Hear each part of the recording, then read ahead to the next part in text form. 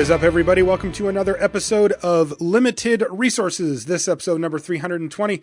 My name is Marshall. I'm one of your Limited Resources, and joining me on the line from Denver, fresh off of work, is Luis Scott-Vargas. How goes, Luis? It's going well. How was your day going today? I had a good day. It's about to get a lot better. I'll tell you that right now. We're going to do the Oath of the Gatewatch Rare and Mythic Rare review. This is a real fun one for us because, this is where we get to kind of explore some of the crazy cards that come out in the set and some of the things that they do in Limited, which are, proportion to the cards that you normally play in Limited can be really, really strong. And it can make for some interesting and fun card evaluations. Before we get into the set review, I want to remind you that Limited Resources is brought to you by channelfireball.com. They are the presenting sponsors for Limited Resources, and with good reason. You can go there to find everything you need Magic related, including singles, including sealed product, including apparel. You can get Limited Resources t-shirts there. You can get Channel Fireball gear if you want to, kind of let your true colors fly there. You can find some of that stuff there, as well as supplies, sleeves, all that kind of stuff. All at Channel Fireball. Also, awesome free content. Everybody knows it. It is now known as the place to go for fantastic Magic content. Every single day you can find videos, podcasts, articles from some of the best players in the world at Channel Fireball. And if you want to get Oath of the Gatewatch, it will be on sale there by the time the show goes up, or maybe a day after. And you can get stocked up on everything you need for Oath of the Gatewatch. Also, don't forget that you can sell your cards. I know a lot of our listeners are going to be opening up a ton of cards in the near future, I should say, as they get their hands on Oath and start doing drafts and sealeds and stuff like that. And if, hey, you want to turn those into more booster packs or some older cards or whatever, you can sell them back to Channel Fireball, and they'll even give you a sweet bonus if you're going to trade the cards in for store credit. So please do check them out. If you want to support the show directly, you can also do so via Patreon. We have fun giveaways. You get a bunch of perks. You get to set the price. You get to set a cap on it. You have full control. You can stop anytime. There's no obligations. Check it out at patreon.com/limited resources. Luis. Marshall. With that out of the way, we're doing the rares and mythics here. I thought we should probably go over the grading scale just for people who are first timers listening, and also maybe you can throw in any adjustments we may make for the fact that this is a rare and mythic rare show. Sure. So I'm going to start at the top with the A grade, and this show tonight's going to have a decent amount of these because rares and mythics, well, they tend to get A's, the ones that get A's. Basically, the rares and mythics tend to get more A's and more F's than the commons and uncommons. Yeah. But let's get on to what A's are. A's are bombs. They're game winners. They're good in many situations, especially when behind. So these are the cards that get you out of bad situations or crush the opponent when you're in like a standoff to a good situation. These are the best cards in the set. They get the highest grade. They can be hyper efficient as well. So going back just one set, I've replaced all the examples with Battle for Zendikar cards. So Gideon Ally of Zendikar, Quarantine Field, Grip of Desolation, Guardian of Tazim. Those are cards that just get unqualified A's. And sometimes the really, really, really efficient cards get A's, but most of the cards in this category are cards that cost 4 or more mana and have a very, very large effect. So B's, you're going to see a fair amount of these as well. These are cards that actively pull you towards your colors, or towards their colors. They're go-to cards, a reason to be in a specific color or clan or guild, or in this case theme, like Colorless is one of the themes of the set. And often you're going to find solid removal in the B category. So some examples from Battle for Zendikar are Eldrazi Skyspawner, Touch of the Void, Clutch of Currents, Retreat to Emeria. These are cards that are, some of those cards that I mentioned are borderline A's even, but these are cards that you're generally not unhappy to first pick a B. If your opening pack has, an Eldrazi Skyspawner and you have to first pick it, you don't feel bad about that. So right. That's kind of, but you don't feel overjoyed either. If you first pick a B, you're not pumping the fist. That's reserved for the A's. Yeah. And like you said, the real pull for me is that it pulls me into a color, right? That it's like, oh man, I was kind of waffling on what my second color was, and then pack 2, pick one, I opened this, and now I want to be black, right? I want to move in. Like those are a hallmark of a B, also of an A, of course.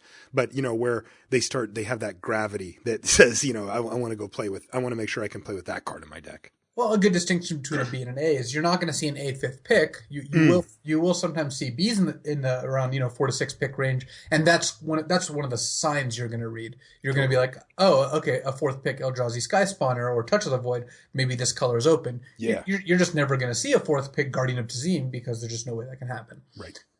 So the next category is C. This is playable. The vast majority of the cards in your deck are going to be Cs. There are definitely Cs that are rare.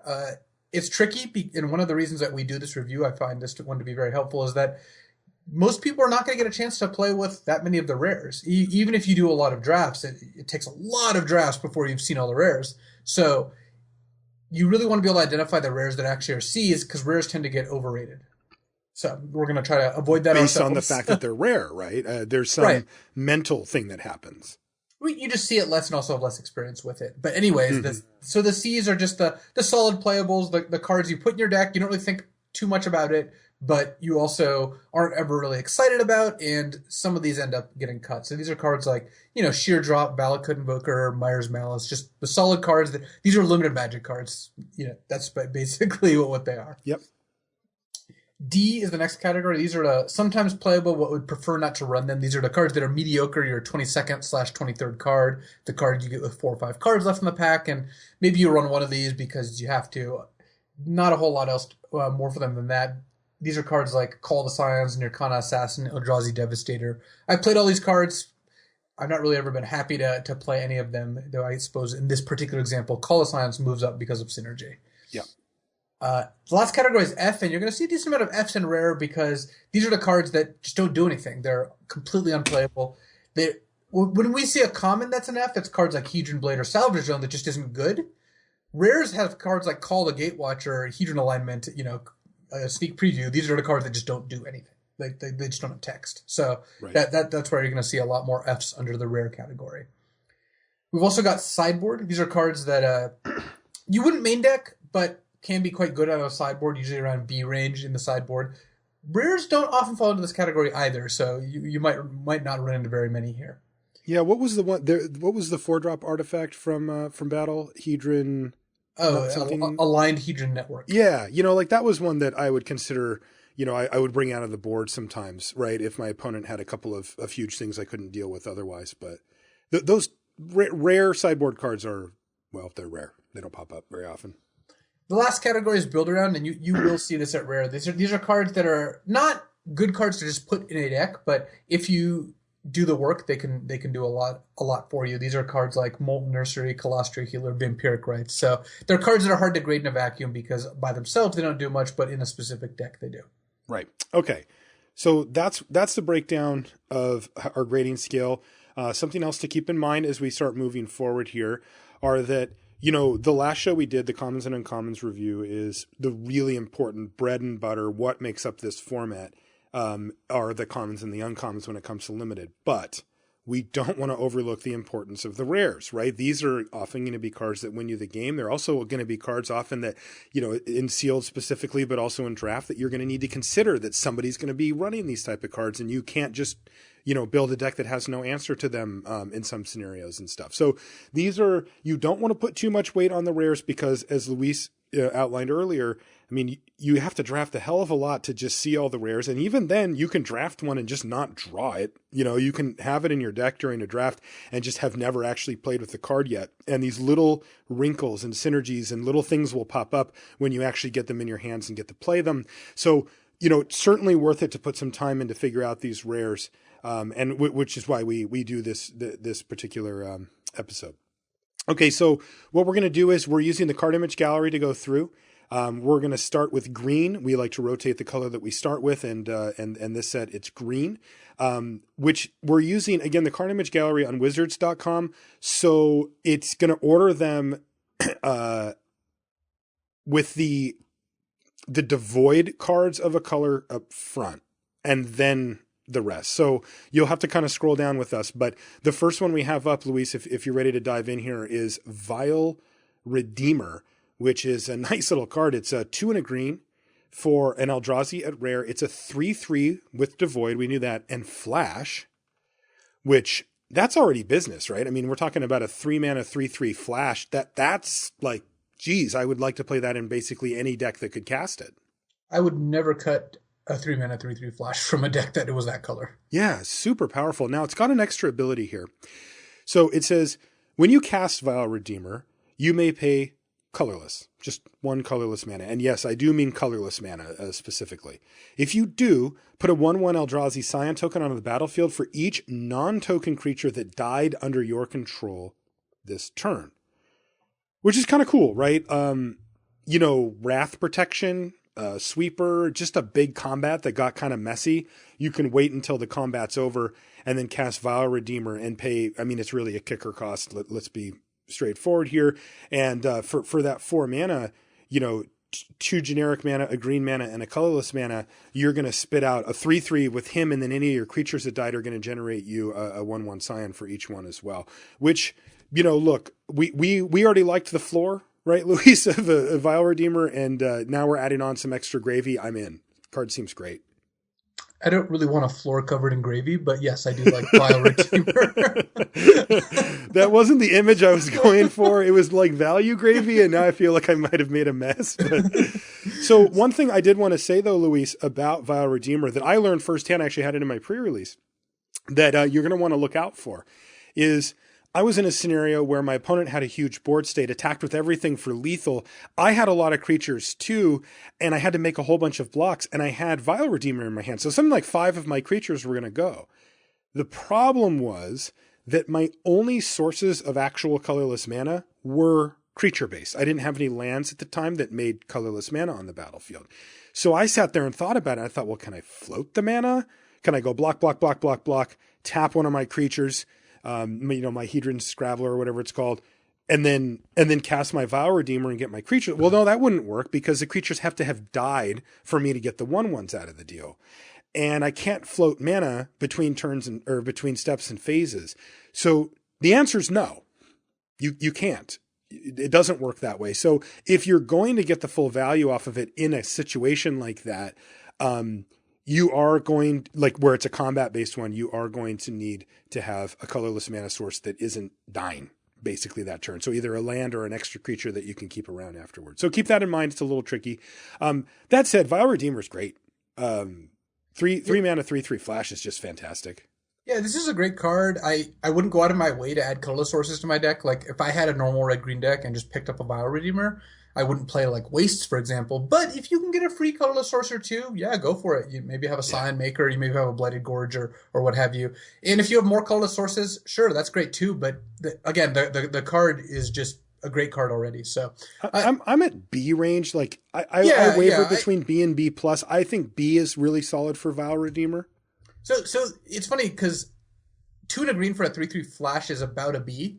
Mm-hmm. Probably a B minus. Mm-hmm. So, but this ability is not huge.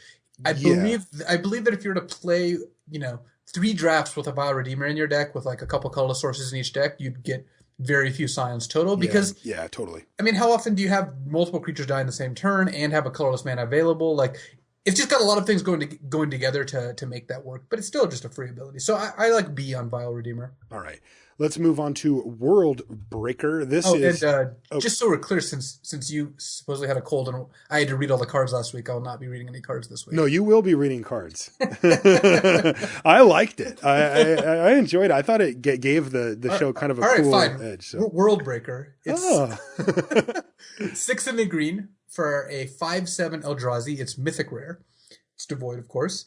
When you cast World Breaker, exile target artifact, enchantment, or land. Ooh. That's a good ability. I like that. It's got reach, and it has 2 and a colorless, sacrifice a land, return World Breaker from your graveyard to your hand. So that's 3 mana total. Oh my god. Yeah, this card is awesome. It's basically a giant body that's going to stop your opponent's attacks because 5/7 reach shuts down most combats. Yes. When you play it, first of all, the base case of just exiling a land is great. I'm not even talking about exiling Awakened Land. Let's just say a 7-drop 5/7 that exiled a land and had reach. The reach part makes it so you're not going to die, and the exiling a land part just gives you a slight advantage. Mm-hmm. But once you do expand it to include the fact that there are sometimes Awakened Lands or lands with ++1 counters on them, or enchantments, there's a common removal spell, Isolation Zone, that people are going to play as many of every single one open in a draft is going to get played unless someone switches colors. So like you're going to see a decent amount of common enchantments and uncommon enchantments as well. We saw the membrane. Yeah, there's definitely going to be targets. Artifacts probably not as often. No, but still a 7 mana, probably like 2 to 3 for one, because a 5/7 often will take two cards to kill just by itself. Yes. And when you played it killed it exiled a card. That it enables the processors you have if you have those. It also, even if they have a counter spell, you still get the one cast ability. And this eventually comes back. They go through all the work of killing it. So annoying. if they didn't exile it, it's coming back. So I think World Breaker's awesome. Luis, I think I might be in love. Well, this is one of the better cards for Constructed too, so you'll have plenty of chances to see and or talk about the card. It's like the biggest acidic slime ever. It is a gigantic acidic slime. I've got to just give this card an A. I do too. I honestly do. You know what pushes it to A for me? Reach. Because these are the type of card that you can cast and still lose the game if it doesn't have reach, because they've got just like a couple of flyers that can finish you off, and you're like, yeah, but I have this huge thing and I did all this cool stuff, and they're like, yeah, that's cute, hit you, right? But reach means that it is so like this is bigger than everything for the most part, and it can block everything. So you're just not going to die on the spot. Like they have to do something about it right away. And then the inevitability that gives you is great too, because if you're in like a stalled out board, you play your World Breaker, you exile something hopefully relevant, if not just a land, and then you just start jamming it in the red zone. And it's like, here, trade off 2 or 3 of your creatures for this. I'll see you next turn, and you start, it's slow. You got to sack a land and you got to have that colorless mana, but holy smokes. I'm a big fan of World Breaker. I like A for that too. Another thing to note is that it's pretty easily splashable. So it is not hard to play this as a third color. And, much like Vile Redeemer, the ability to get it back from your graveyard is great. I would try to enable it, but if you end up playing World Breaker, do not feel that it is mandatory to have colorless mana. Yeah, it's not going to die that often. It really isn't. All right, so World Breaker gets a pretty unqualified A there. Yeah, high five World Breaker. Gladeheart Cavalry, why don't you read that one? It's 5 green for an Elf Knight. It's a 6/6 at rare. All right, so we got another 7-drop here. And this one says, when Gladeheart Cavalry enters the battlefield, support 6. So put a +1/+1 counter on up to each of 6 target creatures. Okay, support 6. All right, I'm in. And it says, whenever a creature you control with a +1/+1 counter on it dies, you gain 2 life. So, okay, and that just happens any old time. This isn't really a support 6. That's basically a lie. This is like a support 3. I mean, maybe 4. I just don't see you getting 6 counters out of this all that often. I agree. But it's still a lot of stats for 7 mana. For 7 mana, you're probably getting a reliable 8 or 9 points of stats. It's not hard. By the time you hit 7 mana, first of all, it's not hard to have 2 or 3 creatures. And actually, I take it back. Maybe you will support 6 every now and then. 7 mana is a lot. And if you have this in your hand, you're really incentivized not to trade off, right? For sure. Don't trade your 3/3 for their 3/3 if you think you're going to play a Gladeheart Cavalry on turn 7. Yeah, because that's a game swinger. So, one of the... quadrant theory style, what I like to do when I evaluate these rares is put myself into the different quadrants, right? So when you're ahead, obviously this card's great if you can cast it, so that's fine. Developing, it's not very good. That makes sense because it's a 7-drop. You wouldn't expect it to be. But the key that we want to focus in on is if you're in a board stall, how is it? And if you're behind, how is it? And in a board stall, this seems fantastic.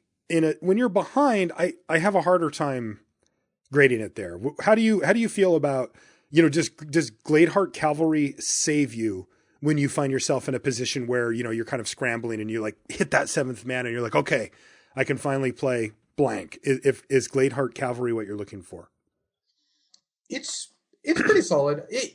It's a funny combination where if you're behind in a way that involves you having no creatures in play, this isn't that exciting. It's a 7 mana 6/6. I mean, some amount of the time that is going to be enough, right? You're behind because they have a 4/4 and a 3/3. You play this, they're like, well, I guess I can't attack. Still huge, yeah. But when you're behind, but still have some creatures in play, like again, go back to the situation. They have a 4/4 and a 3/3, and you just have a pair of 2/2s. All of a sudden, you play this. First of all, even if they kill the Gladeheart Cavalry, you still have a decent force now. Mm-hmm. And if they're forced to kill your other creatures while this is still in play, you're going to gain 2 to 4 life, something along those lines. So this is certainly a solid card. It's very powerful. There's a lot of Well, honestly, just a lot of beef hitting the table, right? Like you said, it's not hard to get 6, 8, even 9 power and toughness on the battlefield just from this one card. Yeah, it really isn't. And, it's funny that we all do, the rares and mythics second, where I have a little bit more time to kind of like figure out what's going on in the format. I do think this format is going to lend itself to board stalls a little bit more frequently than Battle for Zendikar, though I'm not sure yet. All those 2/3s, yeah. Mm-hmm. Yeah, and maybe like slightly less cards like Clutch of Currents. If you replace Clutch of Currents and Eldrazi Sky Spawner with 2/2s ground creatures that make a Scion and like Containment Membranes, it gets a little different. Yeah. So I think this card is good. I think it is too. I think it's in the B range. Yeah, I don't think it's an A. I think this is probably like a B plus though. I do too. I think it's a B plus. I like B plus on Gladeheart Cavalry. Really good in sealed too, right? Yes, it is very good in sealed. 7 drops tend to get better in sealed, and you can, more reliably have a stalled board. All right. So next we've got Nissa, Voice of Zendikar. So which is a planeswalker, so that's kind of yes. She is 1 green for 3 loyalty planeswalker at Mythic Rare. Her +1 ability is put a 0/1 green plant creature token onto the battlefield. Her -2 ability is put a +1/+1 counter on each creature you control. And her -7 ability is gain X life and draw X cards, where X is the number of lands you control. Damn. Yeah, she's an efficient little planeswalker. 3 mana. 3 mana and effectively 4 loyalty if you'd like. 3 mana does an okay job of protecting herself in that she can chump block a 1 ground creature a turn by making the plants. 3 mana, put a +1/+1 counter on each creature you control would be a card some decks would want. Yeah. And this is much, much, much better to me. Yeah, leaves Nissa behind. Every green deck is going to want to play this card. It's a very powerful card. You don't even have to build around the putting a +1/+1 counter and everything, because at the very least, she's, a factory of plants and with a pretty significant amount of upside. I don't think the ultimate is super relevant, just because how often are you going to get up to 7 loyalty? Probably not all that often, especially because the -2 is so tempting. But even just the +1 and the -2 combined make Nissa, I think, a solid A. I do too. I think Nissa, Voice of Zendikar is an A. I love this synergy as well, where if you happen to not be under if you're not having a chump block with the plants, that you can make even make 1 or 2 of them and then start minusing Nissa to just make them bigger along with everything else, and you just get incidental counters on plant tokens as well as the creatures that you cast normally for a turn. I think that's pretty cool. Wow, card's great. 3 mana planeswalker, dude. Like, that's no joke. Yeah. I think we're used to looking at planeswalkers and having expectations that are like really, really high. And this one, you just have to calibrate for the fact that it's a 3-drop and she comes down really early in the game. I mean, think about it. If you're on the play, your opponent could play like a bear, on their turn and pass it to you, and you go Nissa. It's like, geez, you're way ahead, and you could have cast a 1 or 2 drop on your turn too. I will admit where Nissa's not good is when you're facing down some flyers. Yes. Or when you have nothing in play, like against 2 creatures. Like, she doesn't play all that well when you're behind on board. That's true. But she's so cheap, though. If she's in your opening hand, how are you getting behind? Yeah, exactly. It's really hard to imagine being too far in the hole when you've got Nissa making plants. I mean, even if your opponent goes, play a 2/2 and you're like, Nissa, make a plant. Even if they kill the 2/2, Nissa's not dead. They attack Nissa for 2 and make another plant play a creature. All of a sudden, you're in really good shape again. Man, plant that garden, Nissa. Yep. All right. So we've got Nissa as an A. Yeah, as an A. Efficiency and power. Really great card. What about Oath of Nissa? Oath of Nissa maybe not quite as good, but still an interesting card. Oath of Nissa is a legendary enchantment for 1 green mana and is a rare. When Oath of Nissa enters the battlefield, look at the top 3 cards of your library. You may reveal a creature, land, or planeswalker from among them and put it into your hand. Put the rest on the bottom. And this is what I've been calling the Oath flavor text is you may spend mana as though it were mana of any color to cast planeswalker spells. Let's just say if you get an Oath and a planeswalker in the same deck, maybe sometimes it'll come up, but yes, it's basically flavor text. Yeah. And especially for a card that already has flavor text, it's pretty egregious. Yeah. So this is a low impact card, right? Yeah, at its core, this is a kind of like an anticipate. It's a 1 mana anticipate instead of 2 mana. Mm-hmm. But sorcery. It can miss a little bit more often. Yes. Because it doesn't choose instants or sorcery spells or enchantments or artifacts. Basically, it gets two of the most common things you're going to have in your deck, creatures or lands. Well, I don't know about your decks, but I'm Planeswalker. Yeah, tons of Planeswalkers and or spells. But yeah. I mean, I think a lot of decks are going to want to play this card. Like, why not, right? But the way to view this Oath of Nissa is, like, if it was a common. Now, this does a little bit too weird of a thing to be a common, but let's just say that, it was green sorcery and it had that same ability. Where would you rate it there? There's a tendency for people to overrate cards because they're rare, right? They see the rare mana symbol and they assume that it must be better than things that aren't rare. And this card's effect, could easily be common or uncommon in the set, outside of the weird flavor texty stuff that you talked about with casting Planeswalkers. Low impact, but low downside too, right? I mean, look, you're going to hit a land or a creature like every time. It would be really, really unlucky to miss. So I'm assuming you will hit something with it each time. And if that's the case, for 1 mana, it's replacing itself. It's probably worth running in most green decks. I think that you are going to run Nissa in most green decks. It's not much more than anticipate, and isn't anticipate that not every deck even wants. It does up your consistency a little bit, which I like, but to be honest, Oath of Nissa is just a C. Yeah, it's just a C, right? It's fine. Like, what was the card? Call the Wilds or whatever? It's like 1 in a green, look at the top. Seek the Wilds. Seek the Wilds, Like, these type of cards are often cuttable, right? I this like one's more efficient than that. Yeah. Yeah, I like Oath of Nissa more because using your 1-drop to find your 2-drop is a good plan. Agreed. Using your 2-drop slot to find a 2 or a 3-drop isn't very good. So. Right.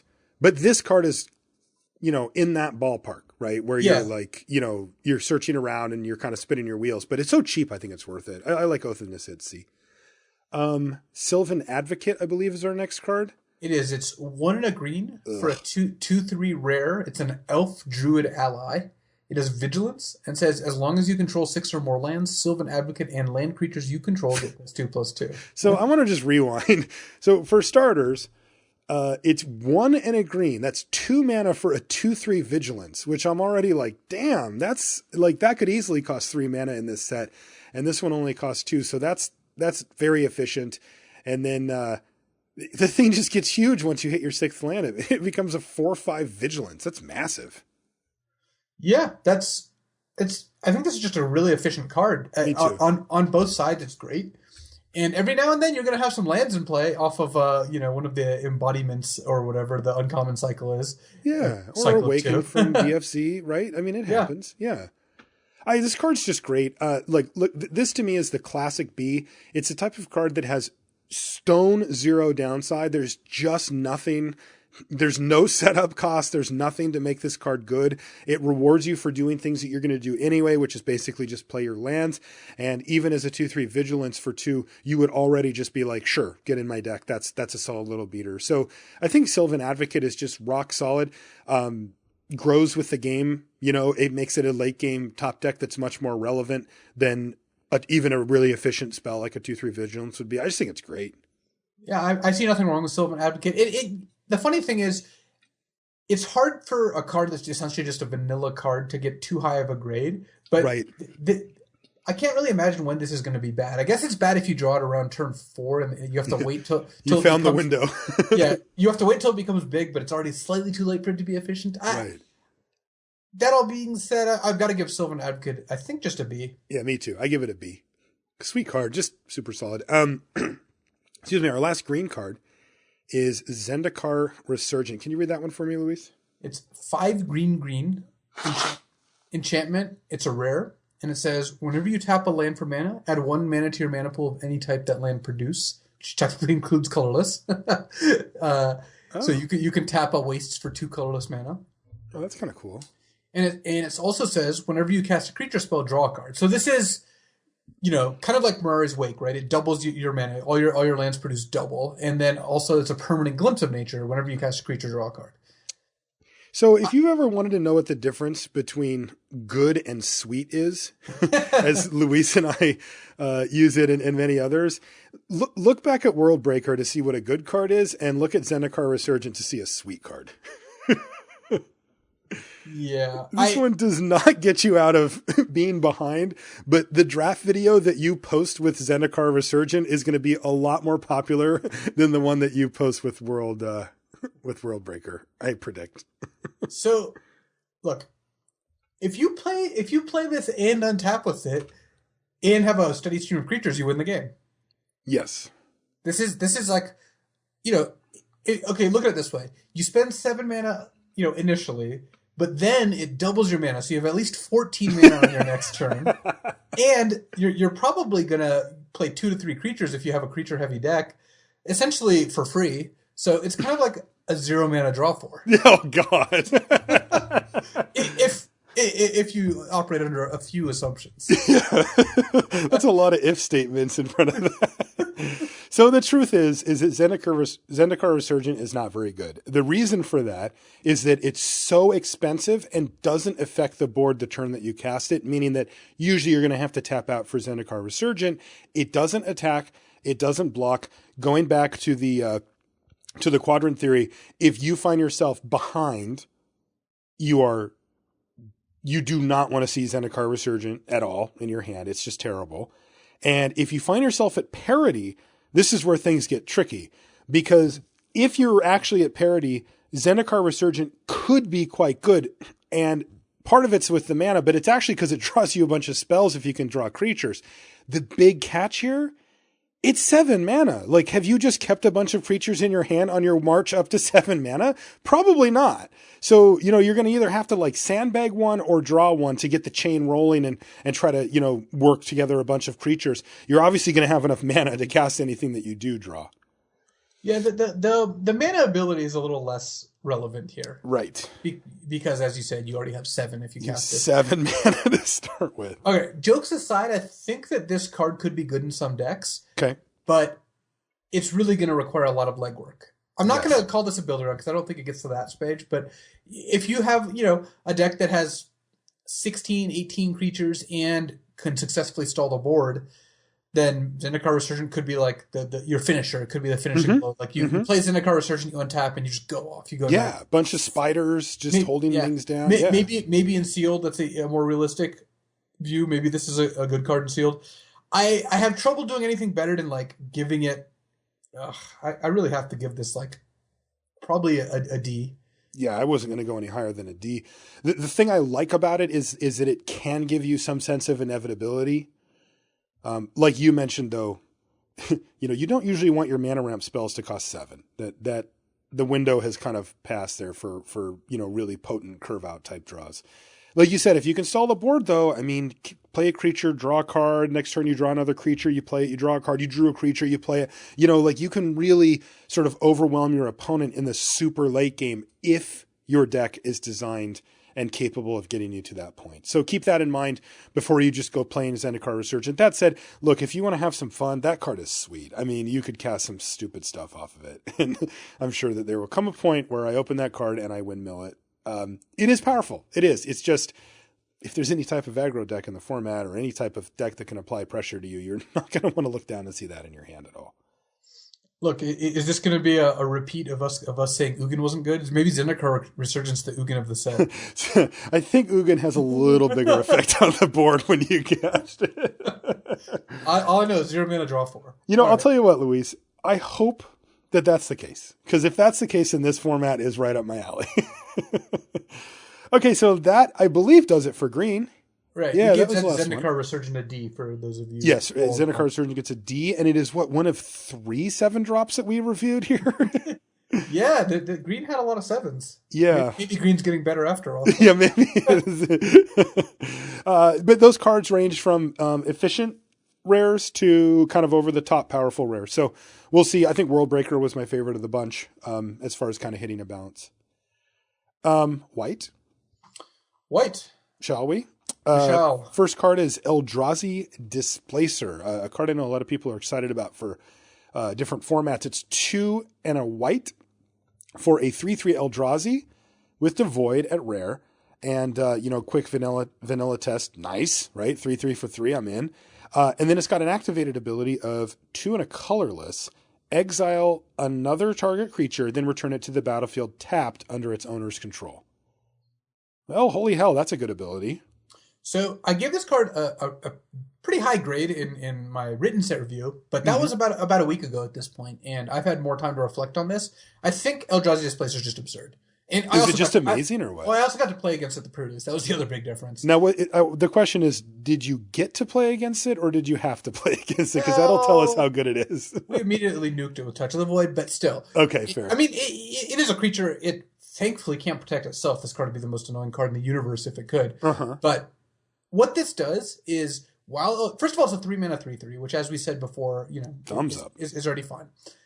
While it's in play and they have access to the ability, it nukes all your awakened lands. It turns your awakened lands into just normal lands, right? When they come back, they don't have the counters on them. Wow, I didn't think about that. It stops their creatures from attacking because at any point during combat, you can exile their creature, and as long as damage hasn't happened yet, damage will not happen. And it enters the battlefield tapped when it comes back? It does. So if they have a 5/5 out, it used to be that with this ability, you'd have to use it on their turn if you wanted to stop it from attacking, and on yours if you wanted. And it wouldn't actually even stop it from blocking, actually, because it would come into play just untapped. Right. If it flickered immediately. Flicker, of course, is the original card with this effect back from Urza's Destiny, if you want to take a look at that. But yes, this stops attacks and blocks. It also saves your other creatures from removal. It also knocks any auras off their creatures. It also lets you re-trigger enter the battlefield abilities on your creatures. What the hell? It knocks +1/+1 counters off of their creatures. Yeah, so I think Eldrazi Displacer is just the nuts. I think Eldrazi Displacer is just a solid A. I'm not arguing, dude. I don't know if it might be an A+ because of just how... Because it's 3 mana. Right, because so cards with this ability, right? If you looked at an ability like this, you're like, well, it costs 3 to use its ability. Maybe it gets a lot better in the late game, but 3 mana 3/3 hold its own in the early game. When you play this on turn 3, it probably gets 2 free attacks in. So God, and you can even just start getting aggressive at that point, right? Just start exiling their thing, just effectively tapping them down and hitting them for a bunch of damage. Yeah, so wow. Yeah, I'm blown away. This card's unreal. The only drawback that I really have to mention is that I don't know how often white decks want colorless mana sources. Because for the activated ability, this isn't just the only Devoid rare in white. It's the only Devoid card in white, and there's none in Battle for Zendikar. So if you're drafting white, you probably your second color has to be the color with the more Devoid cards, plus the colorless cards you get. So like the actual colorless cards you get. So there's not that much support for Eldrazi in white. But because Oath is a little less themed than Battle for Zendikar, that seems like less of a drawback, and you can try to have some white sources for this card. You don't really need that many. Even just one color, or rather colorless sources. Even just one colorless source already is good. And if you have 2 and 6 mana in play, then you're golden. So yeah, I mean, I'll tell you what. Even if you don't, you're not cutting a 3/3 for 3 out of most limited decks. Oh no, not at all. So I think that this card is fantastic, and I'm in A+. Yeah, that's fine. Let's just give Eldrazi Displacer. Let's do it. It's a 3/3 for 3 that has like absurd upside. Yeah, I love it. What a sweet card. I guess they decided, look, if we're going to give white a colorless or a Devoid card, we're going to do it right. And they certainly did. Call the Gatewatch is next. It's 2 and a white for a sorcery at rare. It says, search your library for a Planeswalker card, reveal it and put it into your hand, then shuffle your library. This card pisses me off. Yes, a tutor for Planeswalkers. First one that they've done like that. I just don't like rares that do nothing, and this one just does nothing. Even if you have, do you mean for limited or like? Yes, for limited. Okay. Not that I think this card's very good and constructed either, but whatever. I don't care about that. It's just annoying to open a rare in limited that just does nothing. This does nothing. This is an F. Never play it. I know. Like if you have one Planeswalker in your deck, it's still not great. Though I would play this with Gideon exactly. Because Gideon is so good, is so good. But let's say you have a Nissa in your white-green deck, you still shouldn't play this. No. Because if you draw Nissa, this card becomes blank. Yeah, you just And can't do paying 3 mana to get Nissa, all of a sudden she's not looking very efficient. So I'm going to go ahead and give Call the Gatewatch an F, and let's just move on. All right, gavel down. Call the Gatewatch gets an F. Next is a Mythic Rare, General Tazri, who I think is an important creature, important character in the story or something like that. So these ones usually... No, she doesn't look like she has much to do with the storyline. I think she does. And these usually get really sweet abilities, or at least are really interesting. So she's a 4 and a white for a 3/4 legendary human ally at Mythic, which is okay, right? A 3/4 for 5 is shrug. When General Tazri enters the battlefield, you may search your library for an ally creature card, reveal it, and put it in your hand, then shuffle. So now you're getting a 3/4 for 5 that tutors up any ally in your deck and puts it into your hand. So that's nice. Card advantage play there. Nice little 2-for-1. And then she's got an activated ability. You can play Wooburg. That's one of each color of mana. And if you do, ally creatures you control get +X until end of turn, where X is the number of colors among those creatures. I don't no idea what's going on with that last part, but I like a 3/4 for 5 that searches me up my second best ally, or even my best. Yeah, well, it's probably your second best because General Tazri is very good. Is she? I mean, she's just a 3/4 for 5, right? She's a 3/4 for 5 that draws you a decent card. I think it's going to be difficult to end up drafting a white deck and not have like 3 or 4 allies in your deck, even if you're not trying. Yeah, we noted that in the Commons and Uncommons review, right? Where we're like, everything's just an ally. Just so many creatures are allies that it's just, you're just gonna have that happen, which makes General Tazri 5 mana for a 3/4 draw a good card. Yeah, that's sweet. That's a very good card. Don't kill yourself trying to get the second ability going, the Wooburg ability. I don't think it's going to happen very often. What deck? I mean, when does that? Is that a constructed only thing or something? I think so because 5-color allies. The 5-color converge deck never really happened. No, Prism Array is kind of like it wasn't something that that was possible given the mana fixing. And now that so many of the new lands are focused on colorless, though I guess there are two common 5-color lands, but still, I would avoid trying to contort your deck. Like if you're a red-white deck, do not try to play 5 colors. No, don't be greedy. This thing's great. It's a 3/4 for 5 that draws you a sweet card.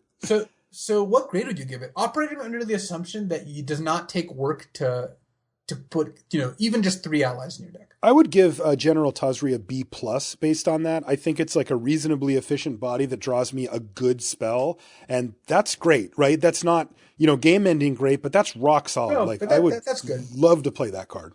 And I believe the ability here is better than when General Tazri enters the battlefield, draw a card, because much better. First of all, you can't draw a land, which once you're on 5 mana, you generally don't want to. Right, exactly. Second of all, there are some good allies in the set. There are like relief captains and whatnot that you're just happy drawing. So I think that General Tazri is I like B+ on General Tazri. Yeah, she's great. Let's see, scrolling down. Linvala, hello, friend. Preserve me. This is 4 white for a legendary creature, an angel, mythic rare. She's a 5/5 flyer. So 6 mana 5/5 flyer. Yep. Already good. I like dragons. Angels. Again, the floor may or may not be covered in gravy, but still is pretty high. Well, we'll see. There's as it turns out. When Linvala the Preserver enters the battlefield, if an opponent has more life than you, gain 5 life. When Linvala enters the battlefield, they give her the full title, the first ability, and not on the second. That is strange. Unless you run out of room. Yeah, but just maybe don't give it on both. Anyway. Agree. When Linvala enters the battlefield, if an opponent controls more creatures than you, put a 3/3 white angel creature token with flying onto the battlefield. So there's gravy here, friend. Or maybe it's preserves. I don't know, but whatever it is, there's a lot of it. That's amazing. There's a chance Linvala is the best card in the set for There's Limited. Definitely a chance for that. Because she's a 6 mana 5/5 when you're even or ahead. And even when sometimes you can be even or ahead and still have a lower life total or lower creature count. But let's say you're even or ahead on creatures. You could still be getting 5 life off this. It's not that hard to be at 18 when your opponent's at 20. Right. 6 mana 5/5 flyer is already pretty good. You would always play that in this format. From what it looks like right now. That looks like an uncuttable card. When you're behind, getting a 5/5 flyer and a 3/3 flyer and 5 life for 6 mana is just a joke. It's a dream, you mean? This is the best. If it's not hard for your opponent to have 2 creatures in play and you just to play this, and all of a sudden they're just so far behind. We played against this at the pre-release in the Two-Headed Giant, granted, and it was wow. This card's even better in Two-Headed Giant, by the way, because it just needs one of the 2 opponents to have more. Oh no! Really? Wow, that's amazing. So Linvala the Preserver is an A+. And A+. This is the definition of an A+, guys. If for those of you at home who always wonder, well, what does it take to get to that level? This is it. So this is the card that can dig you out from being way behind and let you win from there. Like, it's not like it evens it up. This puts you way ahead. So, wow, card's amazing. I want to point out that white already has 2 A+. Eldrazi Displacer and Linvala the Preserver, which is a good combo, by the way. And Oh, I, yeah. I want to point out that in Battle for Zendikar, it has all the best rares too. It has Planar Outburst, Quarantine Field, Gideon. For whatever reason, white just gets the best rares and mythics. Man, I'm what not a saying that makes hookup. white the best color because there's just not, a lot of that's predicated on commons and uncommons. Sure. But it is funny. If you want to open 3 rares of the same color, you just always want that to be white. It's just always so good. But yes, Linvala the Preserver, A+. Feel free to, draft Linvala and then spend a turn maybe casting a spell or instead of developing your board so you get the Angel next turn. Or even doing something like chump blocking with a 1/1 so the next turn you can have one less creature. So insane card. I'm in love, dude. That card is amazing. That's one of the best limited bombs I've seen. Definitely. Yeah, that's just incredible card. That one, songs will be sung about Linvala the Preserver in limited. Also, a lot of bad beats. A lot of Totally. I was so far ahead, and I could never lose this game, and then Right. so. Yeah. Next up, we've got Munda's Vanguard. Yep. This is 4 and a white for a 3/3 Core Knight ally at rare, and it has Cohort, which is tap an untapped ally you control, put a +1/+1 counter on each creature you control. Well, I've had the extreme displeasure of playing against this card, and it is nigh unbeatable on a semi-stalled board state, a board state where your opponent's ahead. If they're behind, it can kind of dig them back a little bit, but it's not, on Linvala's level. But this card is very powerful, really strong magic card here. Even when they're behind, if your opponent has this and a 2/2 out, or better yet, like a 1/4 Vigilance, which happens to be an ally, Yes. they can block and then use the Cohort ability. Yeah. So it's pretty hard to beat an active Munda's Vanguard. It's 5 mana 3/3. Obviously that's not the best by itself, but if this untaps, it's not hard to have an ally. And even with just Munda's Vanguard plus one other creature, you're still getting a significant advantage. 2 ++1 counters is big. Yes. And imagine having more than that out. Yeah, So forget it. The game ends really quickly too. this card made an appearance in the very first game of Oath of the Gatewatch Limited I played, and it won the game easily. Was it on your side or their side? It was on our side, and I had a negate to protect it because as I have documented on the the subreddit, I posted this last Saturday. I love building 2-8 giant decks with just a bunch of counter spells in one deck, my deck, and my teammate with just then let Paul have. I played Munda's Vanguard and white green allies. So Munda's Vanguard is an absurd card. I give it an A- for grades. I actually think that the power ceiling is high enough on this card that it does put it into the A range, but it doesn't quite get to the next, like I'm being a little nitpicky about it because it is a 3/3 for 5. So if you're way behind, also it does require you to have another ally, which we think is pretty easy to do, but there are going to be those weird draws where you just don't. And also if you've only got the 2 creatures and you're pretty far behind it, it might, not get there for you. But I do think that like on any normal scenario, any normal draw, you play a Munda's Vanguard and you just went from, either a little behind or equal to crushing and crushing hard. I mean, you activate this thing once and the game's starting to get close to over. And if the board's just stalled, then it is over. So I like Munda's Vanguard at A-. Where do you have it? I like A-. It does have the vulnerability of having 3 toughness. It does cost 5 mana. Mm-hmm. It requires another creature that is specifically an ally. Though we are grading these cards as if allies are trivial to pick up. And I do think that's the case, yeah. Yeah.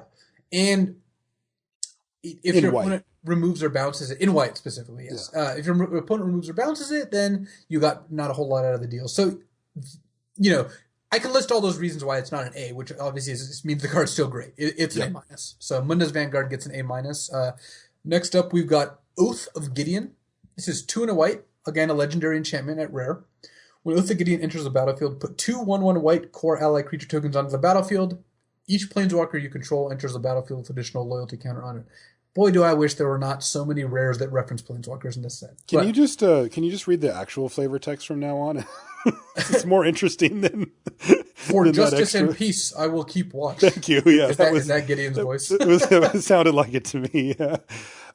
So basically, we've got again, kind of transforming how this card really plays out. It's 2 and a white for a sorcery type card that makes 2 1/1 core allies. It's a 3 mana sorcery speed raise the alarm.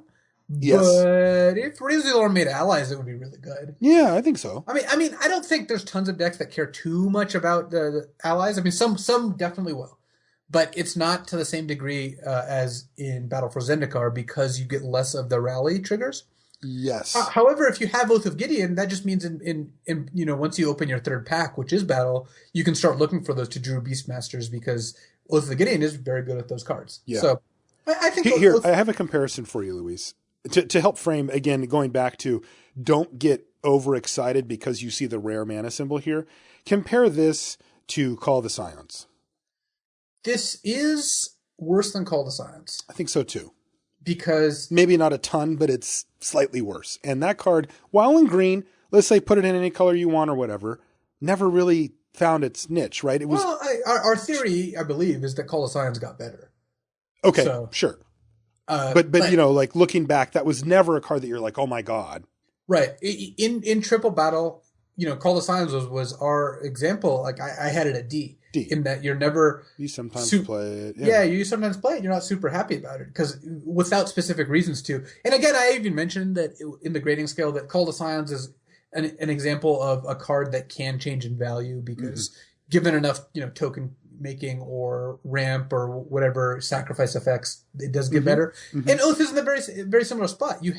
I think you're going to have to care about the fact that these are allies or the fact that there's two of them before you put this in your deck. The average... Okay. The average white deck probably runs this, but that's just because there's so many reasons to. If a deck doesn't care about any of those reasons, then this card's not playable. So I have Oath of Gideon. Yeah, I have Oath of Gideon at a C-. Me too. C- seems fine for Oath. I've played with it. It's fine. Better against some decks than others, of course. All right, our last white rare is Stonehaven Outfitter. It's 1 and a white for a 2/2 core Artificer ally. It is just a rare. It says equipped creatures you control get +1/+1. Just that happens. Again, this is a 2/2 for 2 mana. So we're kind of touching on the whole equipment thing.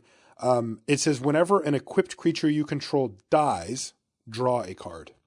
So the big question here, Luis, goes to the equipment. Is there equipment that we're going to want to play, to make this worth it? How bummed are we playing a 2/2 for 2 that's an ally? I think the 2/2 for 2 that's an ally part means that this can't get too bad of a grade.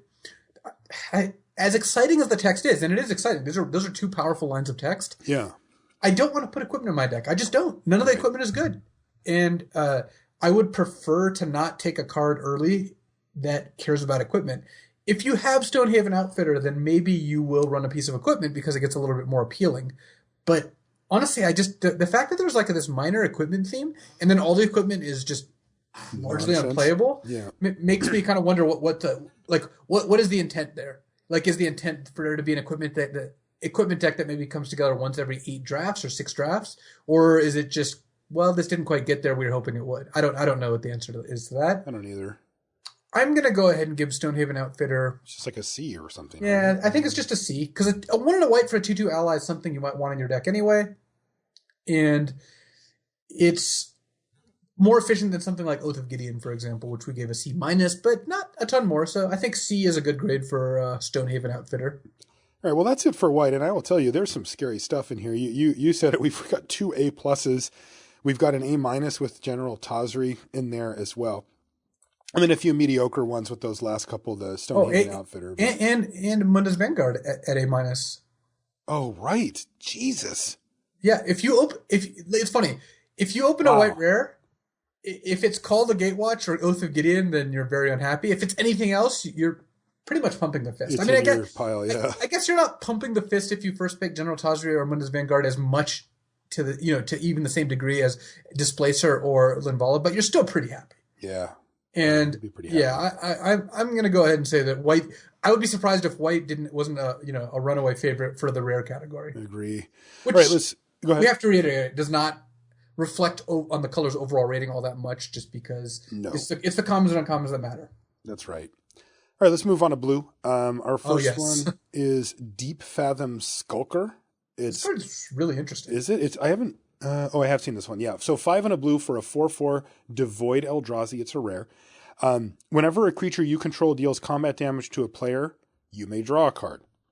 I'm in for that. Then you can pay 3 and a colorless to have target creature not be able to be blocked this turn. So, so you can see the idea here, right? Like you've got a bunch of creatures. And then Deep Fathom Skulker comes down and lets you draw a bunch of cards if you can get in, and if you don't, then you can pay the 4 mana, the three generic and a colorless to just send something in to start drawing cards.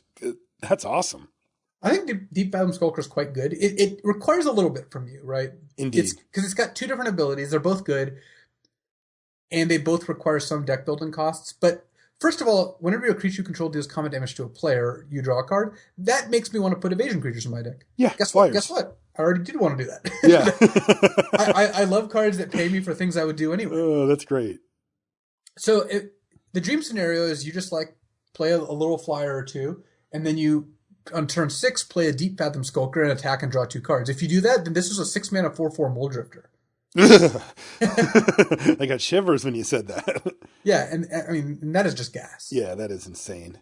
How difficult is it to get little flyers?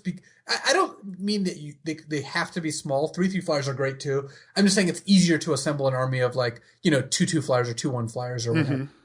And I would even, like a white blue deck play some of the Makindi Aeronauts though, 2-mana 1/3 flyers.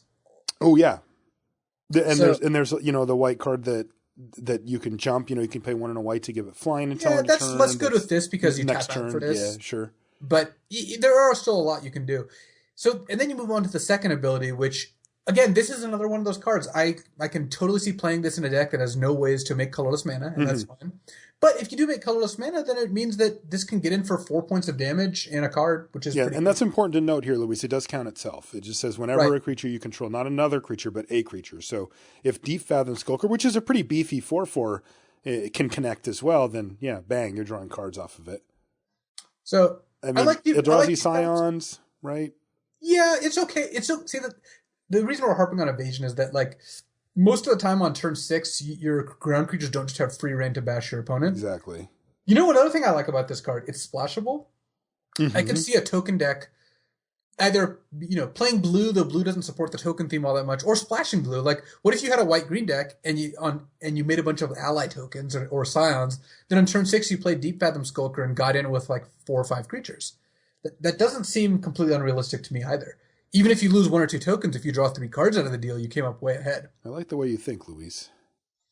I like going deep. And this looks like a card that it's pretty easy to enable. Yeah. First of all, it pays you off for evasion. You should have evasion in most blue decks just naturally. It's hard to avoid that. Second of all, it's a solid body by itself. 6 mana, 4/4 with a good ability. Right? I mean, not great, but 6 mana, 4/4 with a solid ability when you untap is good. And there are possibilities of splashing it in decks that go wide. Yeah. So I like it. Add all that together, I think you've got probably an A-. Yeah, it's like B+ A- range, somewhere in there. I like going A- on it myself. Yeah, I don't know how realistic it is to draw 1 or 2 cards. If you can play this and draw 1 card, I think you're ahead. See, and that's the thing to keep in mind. That's a low bar. But that's really what you should be considering. It's just, can I draw an extra card a turn off this? Because if you've ever had anything in your life that let you draw an extra card a turn in limited, you're very happy. And yes, I know your brain first goes to, I can play this and draw 5 cards when I attack. Okay, sure, but you were probably winning the game where you get in with 5 different creatures anyway, right? Let's be realistic. But hey, just getting 1 extra card per turn adds up so big. And this thing, it seems like you should be able to enable that in a blue deck, in your average blue deck, pretty easily. Yeah, I like it. I like A- on Deep Fathom Skulker too. I think it's a very solid card. I do too. If it was like a 3/4, I would bump it to B+. Like that 4/4 is just hanging on, No, this holds its own. I mean, it can brawl. It's the sort of thing where it's a build around, but the fail case is just not that bad. Yep. And I like cards like that. I like cards that are powerful, but still pretty flexible. I agree. All right. What's next? Dimensional Infiltrator? Oh, boy, this card. This is 1 and a blue for a 2/1 rare Eldrazi. Okay. It's got flash. It's got flying. Ooh. It's got another ability. It's got 1 and a colorless, so 2 mana total. Target opponent exiles the top card of his or her library. If it's a land card, you may return Dimensional Infiltrator to its owner's hand. Ooh. So this is a really, really weird card. Yeah. But I think the way it's going to play out is actually pretty natural. It's 2 mana for a 2/1 flash flyer I'd always play, just because that's just efficient. Yep. And then its ability protects itself. You got about a 40% chance of it being able to jump back. It also enables processors from set 1, right? Yep. You get to spend 2 mana to exile the top card of your opponent's library. Maybe you've got vague hopes of decking your opponent if you can activate this 3 times per turn or so. Okay. Which could happen. Hey, that could happen. It could also like activate to maybe try to hit, return to your hand, and then you can play it as a blocker.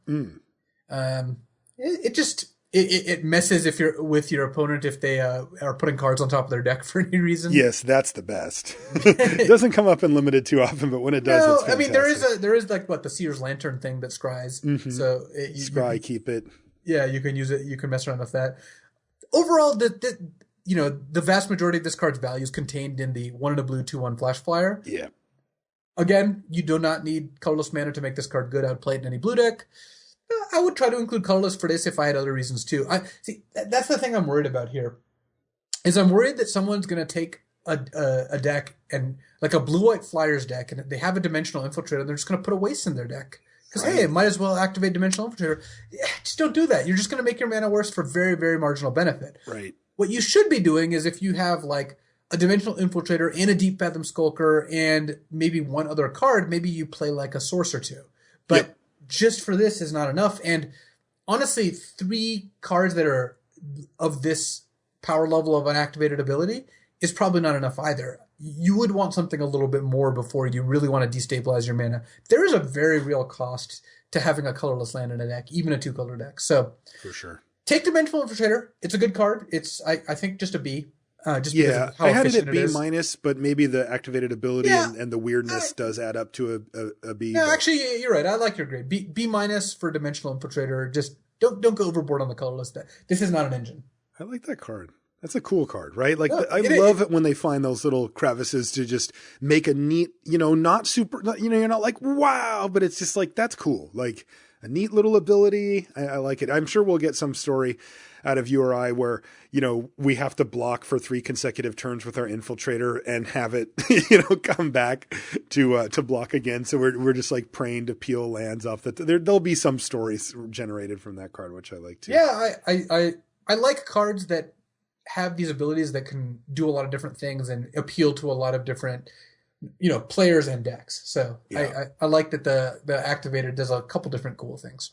Okay, this next one, I cannot wait to hear your opinion on this because I have heard a lot of people's opinion and I've kind of generated my own and I'm like, Crush of Tentacles. So this is 4 blue for a sorcery that says return all non-land permanents to their owner's hands. It also has Surge of 3 blue. Okay. Which means if you or a teammate cast another spell, you can pay the Surge cost instead. Right. And if you surged, you get an 8/8 blue octopus creature. So when I see this card, I see it like this. If I'm paying the Surge cost, I'm in love. Getting in, like resetting everything, but I get an 8/8 to start off with. And by the way, by everything, I mean non-land, for old school Magic players who are used to upheaval, that kind of thing doesn't happen now. So, this does just return creatures and, all that kind of stuff, not lands. But if I get to start off that whole thing with an 8/8 octopus, I'm really happy about that. But if I pay 6 mana just to return everything to our owner's hands and say go, and my opponent goes, okay, well, I've got my 7th mana or my 8th mana here. Here's 2 creatures, go. I'm not as excited. I spent the card to make all that happen, and they get to be the first one to start rebuilding, which I don't think is very good at all. So in my mind, I'm like, how often can I actually surge this? And that's what I don't know yet. I feel like if I can surge this consistently, then I'm in. I will play Crush of Tentacles. I think it's amazing. But I think that if I realistically can't, come up with a spell that costs 1 or 2 plus the 5 to surge cost it, then I'm a lot less excited about Crush of Tentacles as a, powerful card or whatever. Yeah, sounds like you nailed it. That was it. I was excited to hear your opinion on this card. All right. Well, I was joking, but you did actually nail it. The 6 mana version, if it did not have the Surge clause, it didn't have the 8/8. This card would be very bad. Yeah, we've seen powerful. We've seen this card, but it's not good. Paying 6 and saying go, and then your opponent replays their cards. That's not good. It doesn't hit Awakened Lands, by the way. Good. Because it says non-land.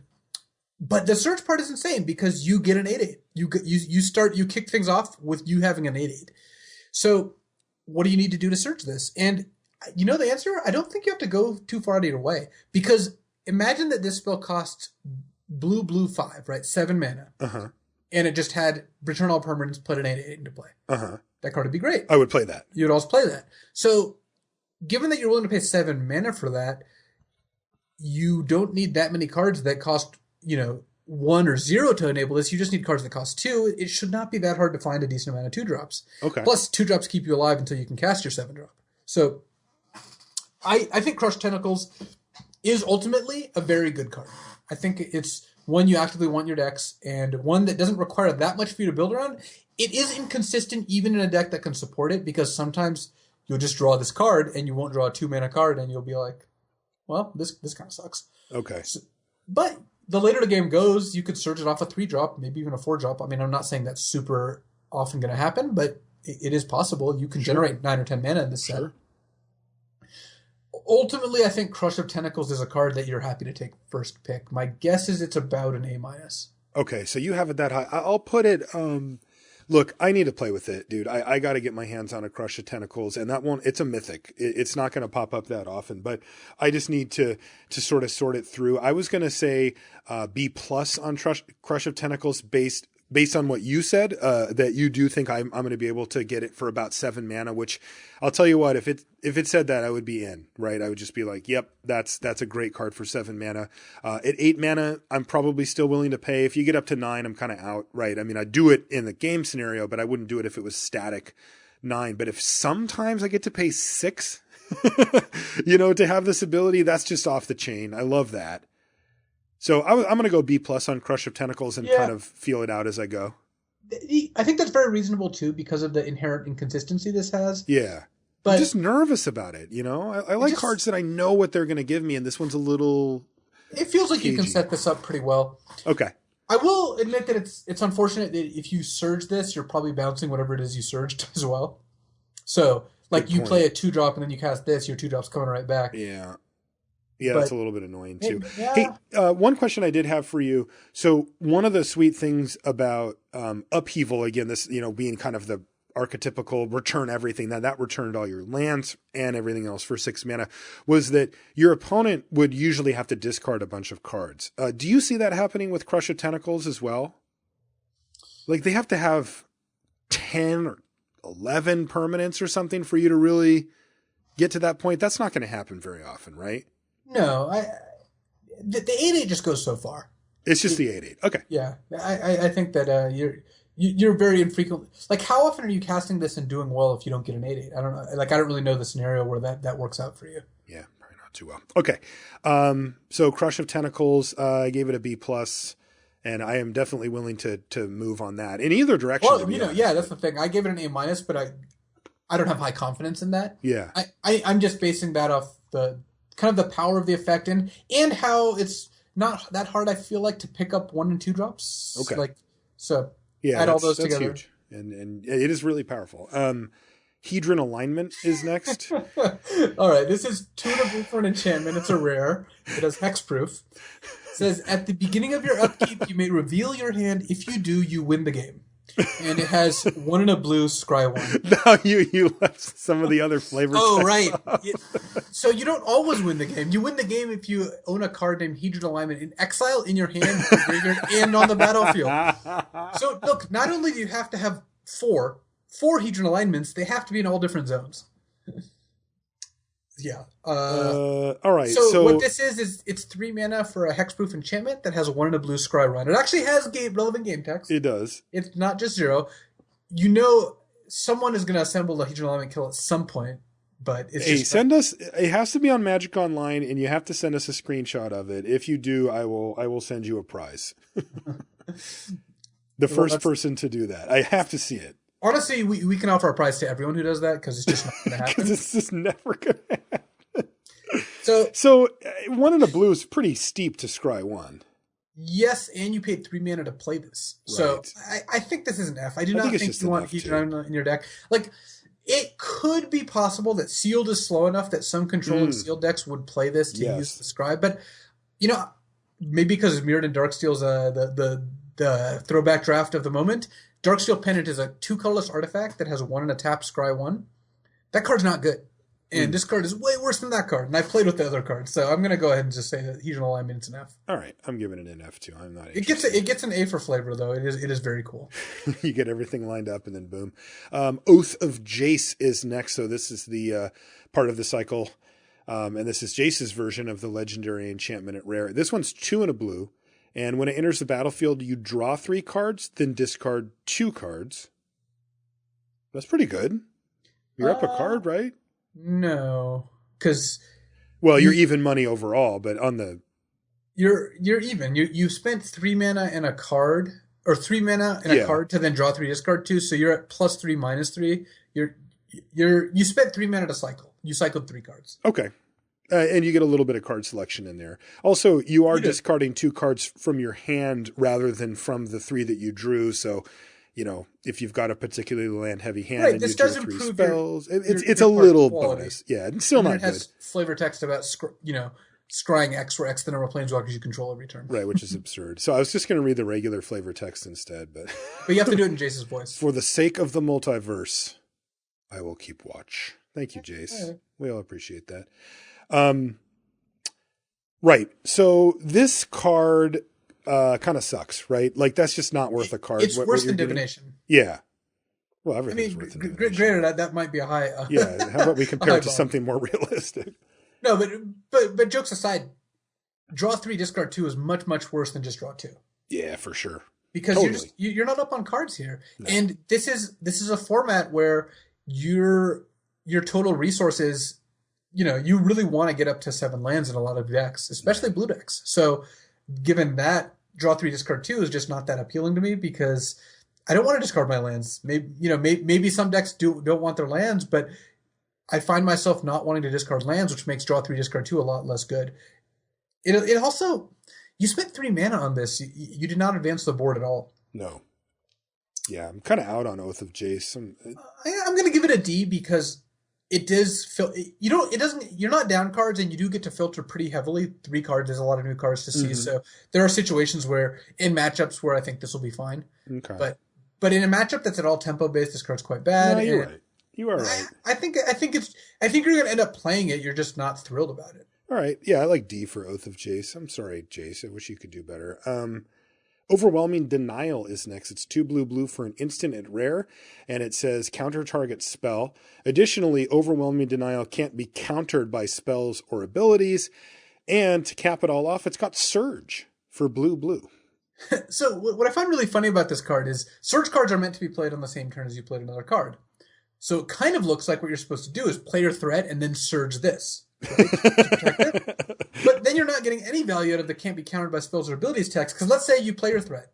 Yeah. They counter it. You go, bam, Overwhelming Denial, and you cannot counter my Overwhelming Denial. They're like, all right, counter your original thing again. It's like, oh, wait, what? Yeah. Right. What if you played a creature and said go, and they're like on your end step, kill your creature, and then you can Overwhelming Denial, and I guess that's a thing, right? Oh yeah, that does get them. I mean, they can quite easily play around that if they suspected it. Realistically, this is a 4 mana counter spell. This is 2 blue counter target spell. Yeah, that gets, I think, a D-. It's like a D-, right? Even in sealed, where you're more partial to counter spells, hard counters like this, it's still 4 mana is a lot. 4 mana is just so much, and yeah, I'll slide this in some matchups. That's fine, but I'm not gonna go out of my way to play this card. So I've got to give Overwhelming Denial a D-. I agree. Yep. All right, our last blue rare is called Sphinx of the Final Word. Can we talk about Rolling Waters some more?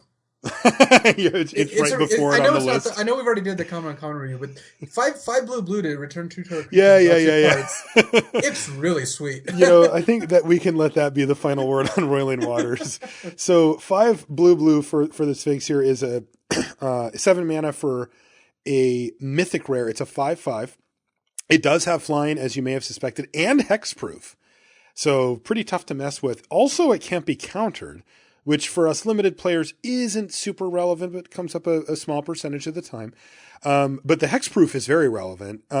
Also, it says instant and sorcery spells you control can't be countered by spells or abilities, which again isn't a big plus. So, when I look at this card, what I really see here, Luis, is a 7 mana, 5/5 flying hexproof, and I'm pretty okay with that. That's a card I would play in a deck that I thought I could get to 7 mana in. Yeah, that's quite reasonable. Yeah, it's nice, fair, right? It's nice that you can tap out for this card and have no fear. You know what's going to happen. You know it's going to resolve, and you know they're not going to mess with it. Yeah, that part is cool. This also has a lot of the same feeling as Linvala, but in a very different situation. So we said, Linvala is one of the cards that when you're losing so badly, it's the only card that can save you. Sphinx is true too, but not when you're losing on the board. When you're losing to an opponent who has 6 cards in hand and you know that like 3 of them are removal spells and one's a counter spell, oh yeah, Sphinx of the Final Word just gets you out of that somehow. Yeah. Great name for it in that way. It's just nope. This card can do nothing but bad things to me. Yeah. all I see when I see this card is my opponent playing it when I'm the person with all the removal and counter spells. Yeah, you've beautifully set up this scenario where you just have, layers of insurance and instead they just play this and you're like, well, all right, I guess I'm dead. So, once you disregard all the dream scenarios of them having millions of counter spells, this is just kind of like a flying plated crusher.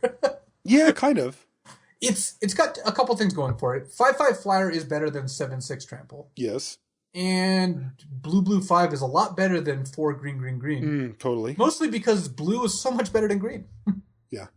I would play it, like I said, if I figured that either the format or the deck that I drafted was amenable to getting up to 7 mana with some level of consistency, I would always play a Sphinx of the Final Word. I just, 5/5 Flying Hexproof is a great blocker. It does give you insurance against removal spells, which is really what you want. So I like it. I think the card's okay. That being said, right, we're not really maximizing on the whole can't be countered and making your other stuff can't be countered. So, you're paying mana for that. And you're not, I'd say you're probably overpaying by 1 for a mythic. If this card was just straight up Mythic Rare and the only text was 5/5 Flying Hexproof, I would expect that to cost somewhere in the 6 mana range rather than 7. So we are overpaying a little bit for limited, but I would still run it. I'm not enthralled with it though. No, this is a card that does get significantly better in sealed because in sealed people play more counter spells and more removal, and the games are slower. So yeah, this is one of the times when I think the ratings are actually different for draft versus sealed. For sure. I think this is like a C in draft because some decks will want it. Not even every blue deck wants it, and there's some matchups where it's just not very good. Yeah, but I think it's a B in sealed. It draws you towards that color. I like that. Yeah, I'm sold. I like C plus and B. Yeah. So. Right.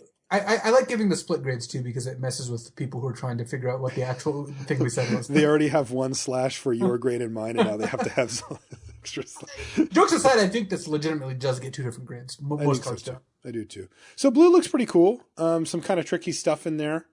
Yeah, maybe not as raw power level as white was, but there's some. It's got 0 windmill slams, except for Crush might end up being in that space. Even though I am skeptical. Again, if I had to give a confidence level of all our grades, I'm highly confident that Linvala is an A+. Yes.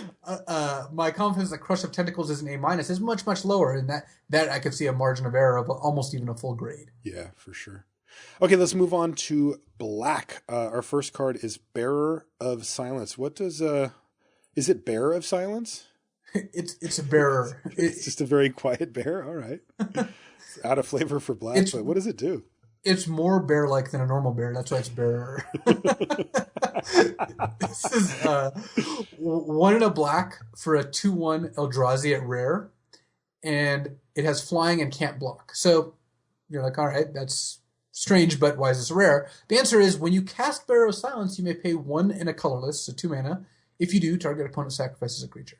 Ah, okay. So we can effectively kick it, if for people that have played with Kicker and pay 4 mana to get a 2/1 flying that can't block and edict them, meaning make them sacrifice a creature that they get to choose. I really want to like this, but I don't think it's that great.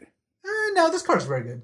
It's a 2 mana 2/1 flyer. If you just draw this in your opening hand, you can just play this on turn 2. I do like that. That's a good point. I hate that it can't block, but God, you don't block with 2/1 flyers very often ananyway. No, so yes, in a late game race, right, you top deck this, you're like, I can't block. But if you have Colorless, which I think you're going to have a decent amount of the time if you included this, it kind of blocks one creature because it makes them sacrifice their worst creature. Yeah, okay.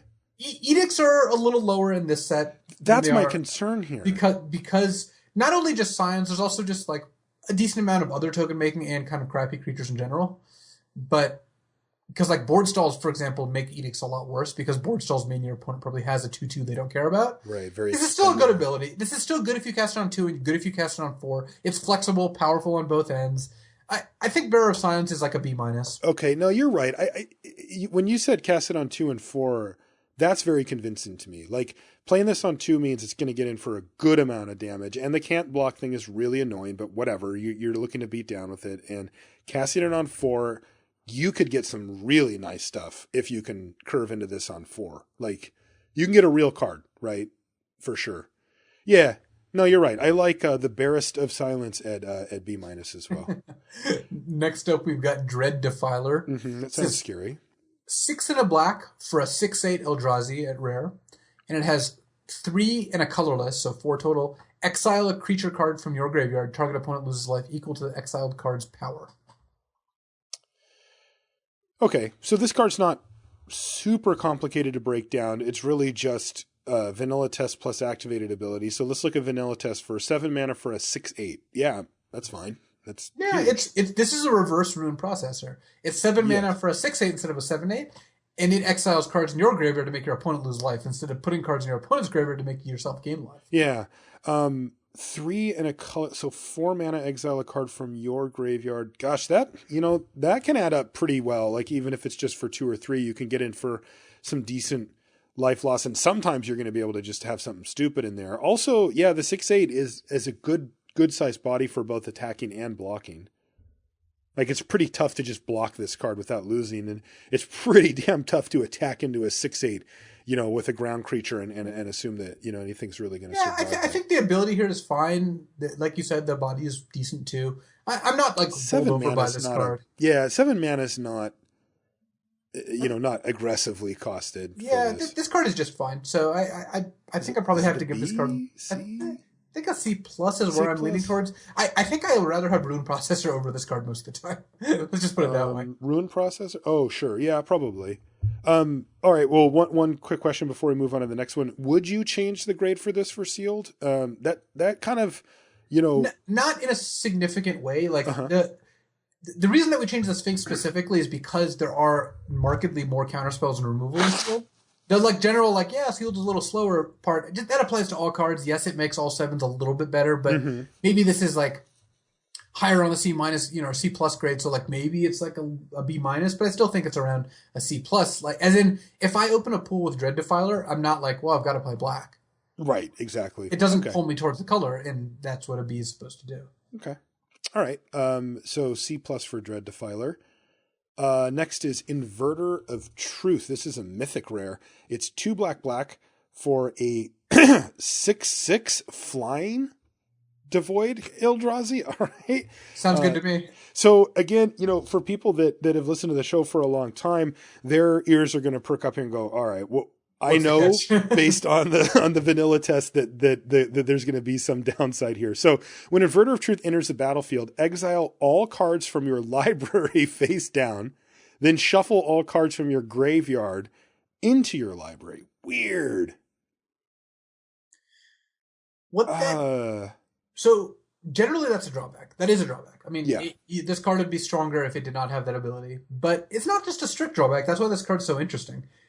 What the ability means is you can't really run this out on turn 4. How many cards are in your graveyard on turn 4? 0 to 2. Yeah, 0 to 2. So you're going to just get decked almost immediately. Clearly not playing this on turn 4, which takes away a lot of the power. A lot of the reason you're playing a 4 mana 6/6 is because it's a 4 mana 6/6. Right, because it only costs 4. That's the edge here.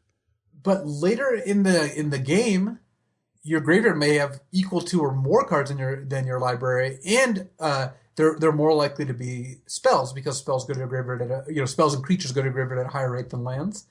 Awaken changes that a little, but for the most part, if you had 10 cards, true, though. If you had 10 cards left in your deck and 10 cards in your graveyard, you probably have 4 lands in your deck. You probably have 0 to 2 in your graveyard. Right, totally. So that gives you an advantage, but at that point, this might as well be an 8 mana 6/6 because how many lands do you have in play? Overall, I think this card is basically what a 4 mana 6/6 flyer that you can't play until much later in the game. It's probably playable, but I don't even know how highly you should rate it. It's funny. This is This is one of those cards that is very confusing to get to the truth of the matter. Its name is very apt. I'll tell you what, I don't like it.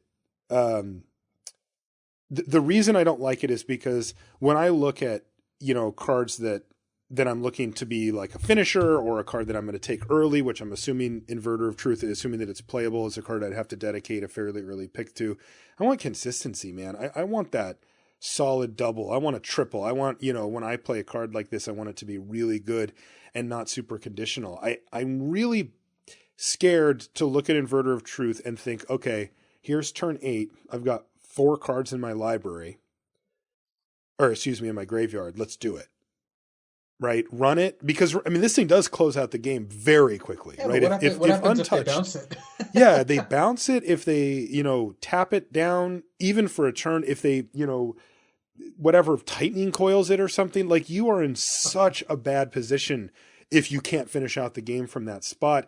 And the other thing that I really dislike about cards like this is that there are going to be scenarios that pop up where you simply cannot cast it. You just can't take the risk, or you literally have 1 or 0 cards in your graveyard for a while, which does happen sometimes. And you just cannot cast it. And spells that just sit in your hand and say, sorry, maybe we'll be sweet later, are generally a liability. I need every spell in my deck to be, I draw it, I can play it, it does something for me.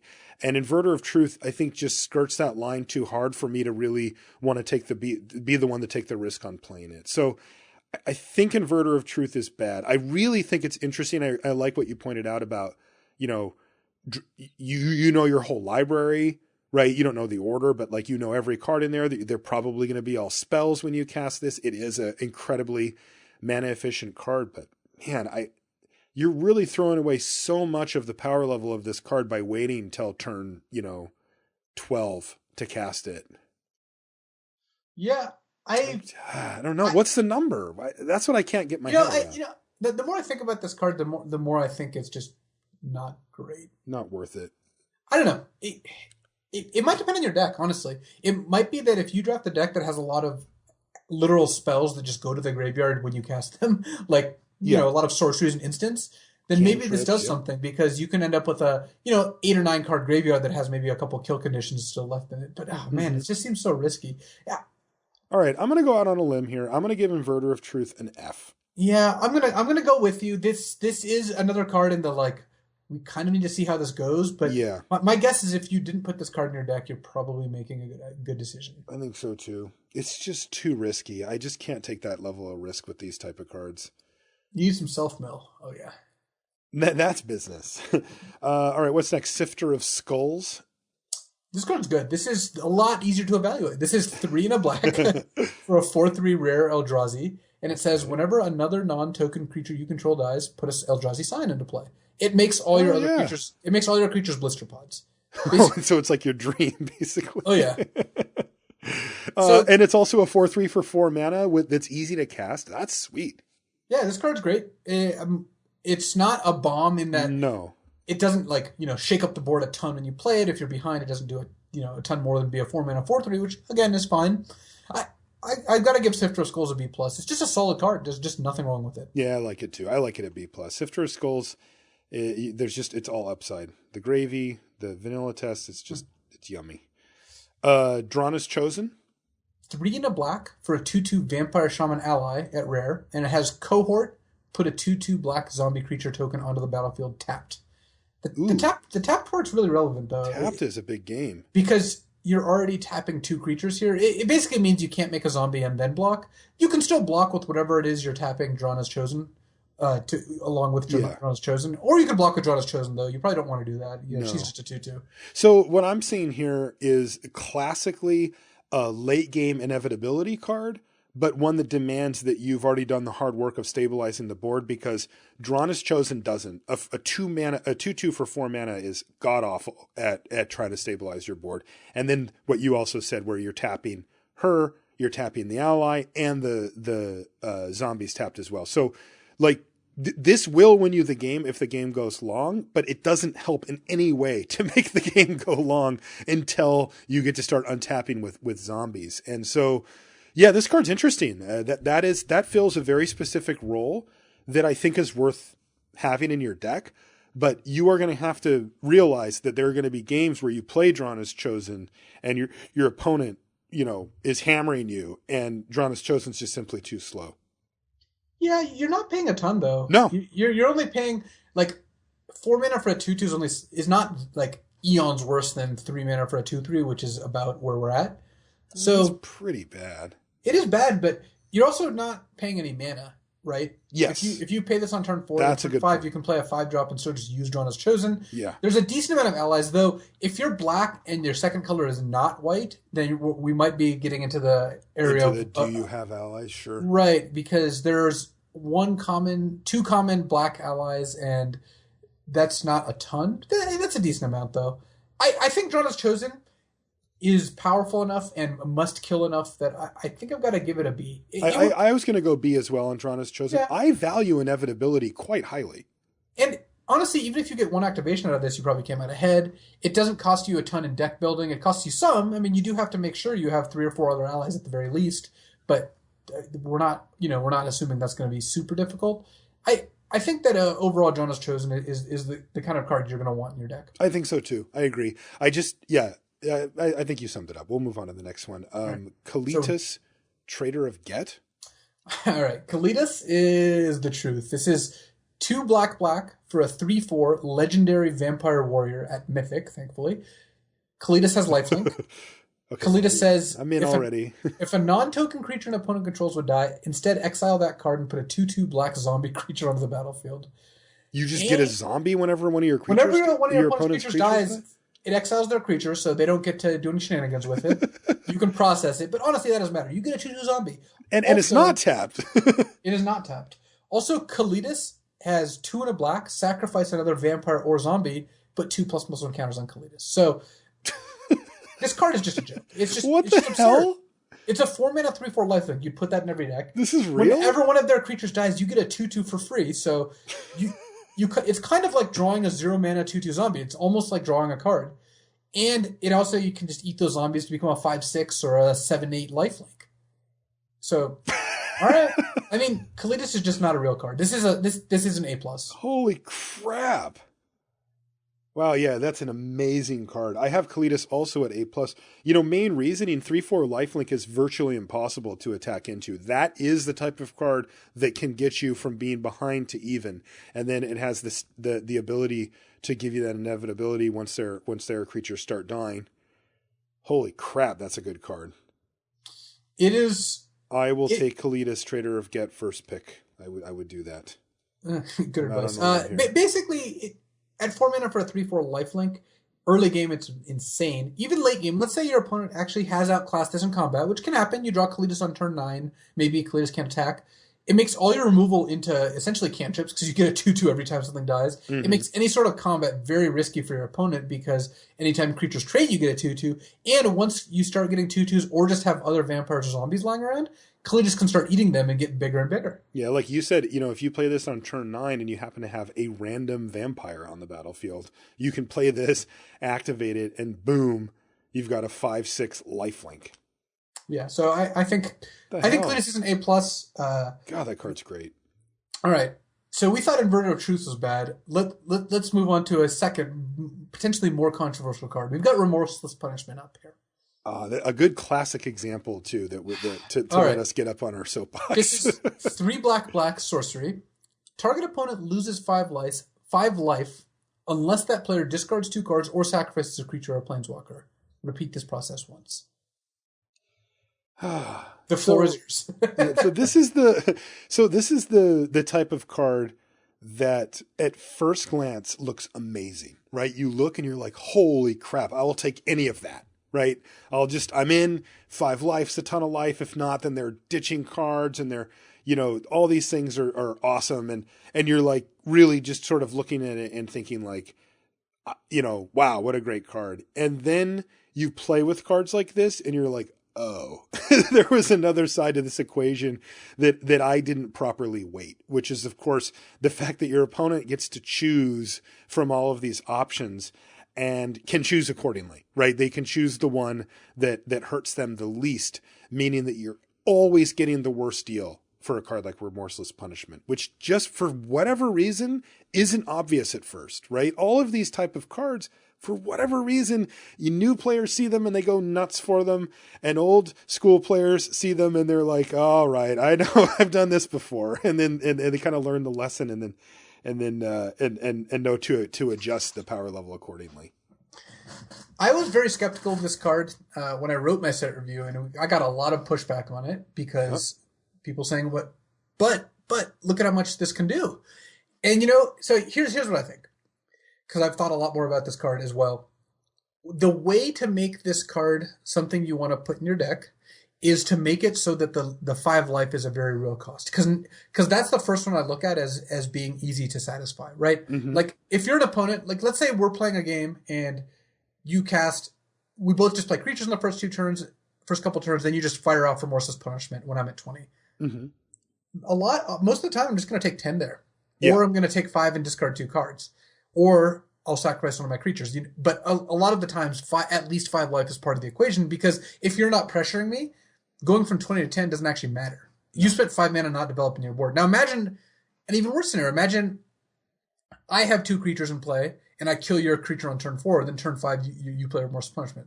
It's obviously horrible then, because I just pay 10 life, then attack you with 2 creatures. Right.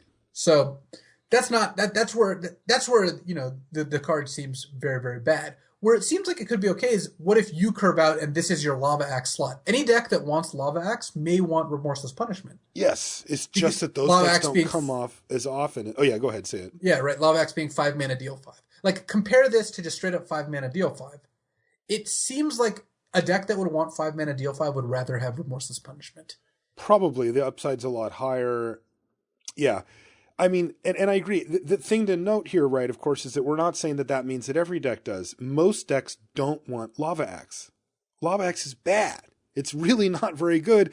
And there are decks that do pop up occasionally that can take advantage of a card like a Lava Axe, just a sorcery that deals damage. Remorseless Punishment should probably play with about the same clip. I mean, look, it is powerful, right? Like, the things that are happening here are powerful. Your initial instinct about that's not wrong. It is powerful. It's just you have to hit on such a specific axis that you have to make your opponent really cringe, when you cast this, and that's going to require basically a deck built around it rather than just jamming it into every black deck and saying, all right, here we go. Yeah, my guess is people play this in decks they shouldn't at a too high of a rate, as we go across the format. Mm-hmm. And even an aggro deck sometimes is going to be behind, and a card that does nothing when you're behind, you just can't afford too many of those cards. Again, Lava Axe has the same problem, and I've played Lava Axe in decks and been happy with that decision. Mm-hmm. So, but man, imagine if they're at 5, Lava Axe would kill them, and they can just sacrifice a bad creature and discard 2 cards. Yeah. I'm going to have to give Remorseless Punishment a D. I think that there are some decks that will want it. Most decks will not want it. Even in the decks that don't want it, there's sometimes when the card's not going to do that much. Yeah, I was going to say D-, just to kind of put a punctuation mark on it. I just don't want people to go off and think that this card's like amazing or whatever, right? Maybe the deck is aggressive enough or attrition-y enough or whatever that it can use it. I don't want to completely write the card off, but every time I've gotten excited about cards that give your opponents choices on basically any level, I've been disappointed. So, yeah, let me just finish Remorseless Punishment by saying, if you've not played with Punisher cards or not had the experience of playing with these cards like this, where your opponent gets the choice, it is worse than it reads. That is all. It's not a knock on your card evaluation skills. Like, right. Part of the reason, Marshall, I could say this is we've gone through this, mm-hmm. With multiple cycles of Punisher cards. Yep. And they are worse than they look. That is the trick of their design. That is it. And it makes things interesting, for sure. All right, that's going to do it for Black, Luis. All right. God, White was way good. Black did get Kalitas, though. Fine. Yeah, it got Kalitas, and there was another one we really liked.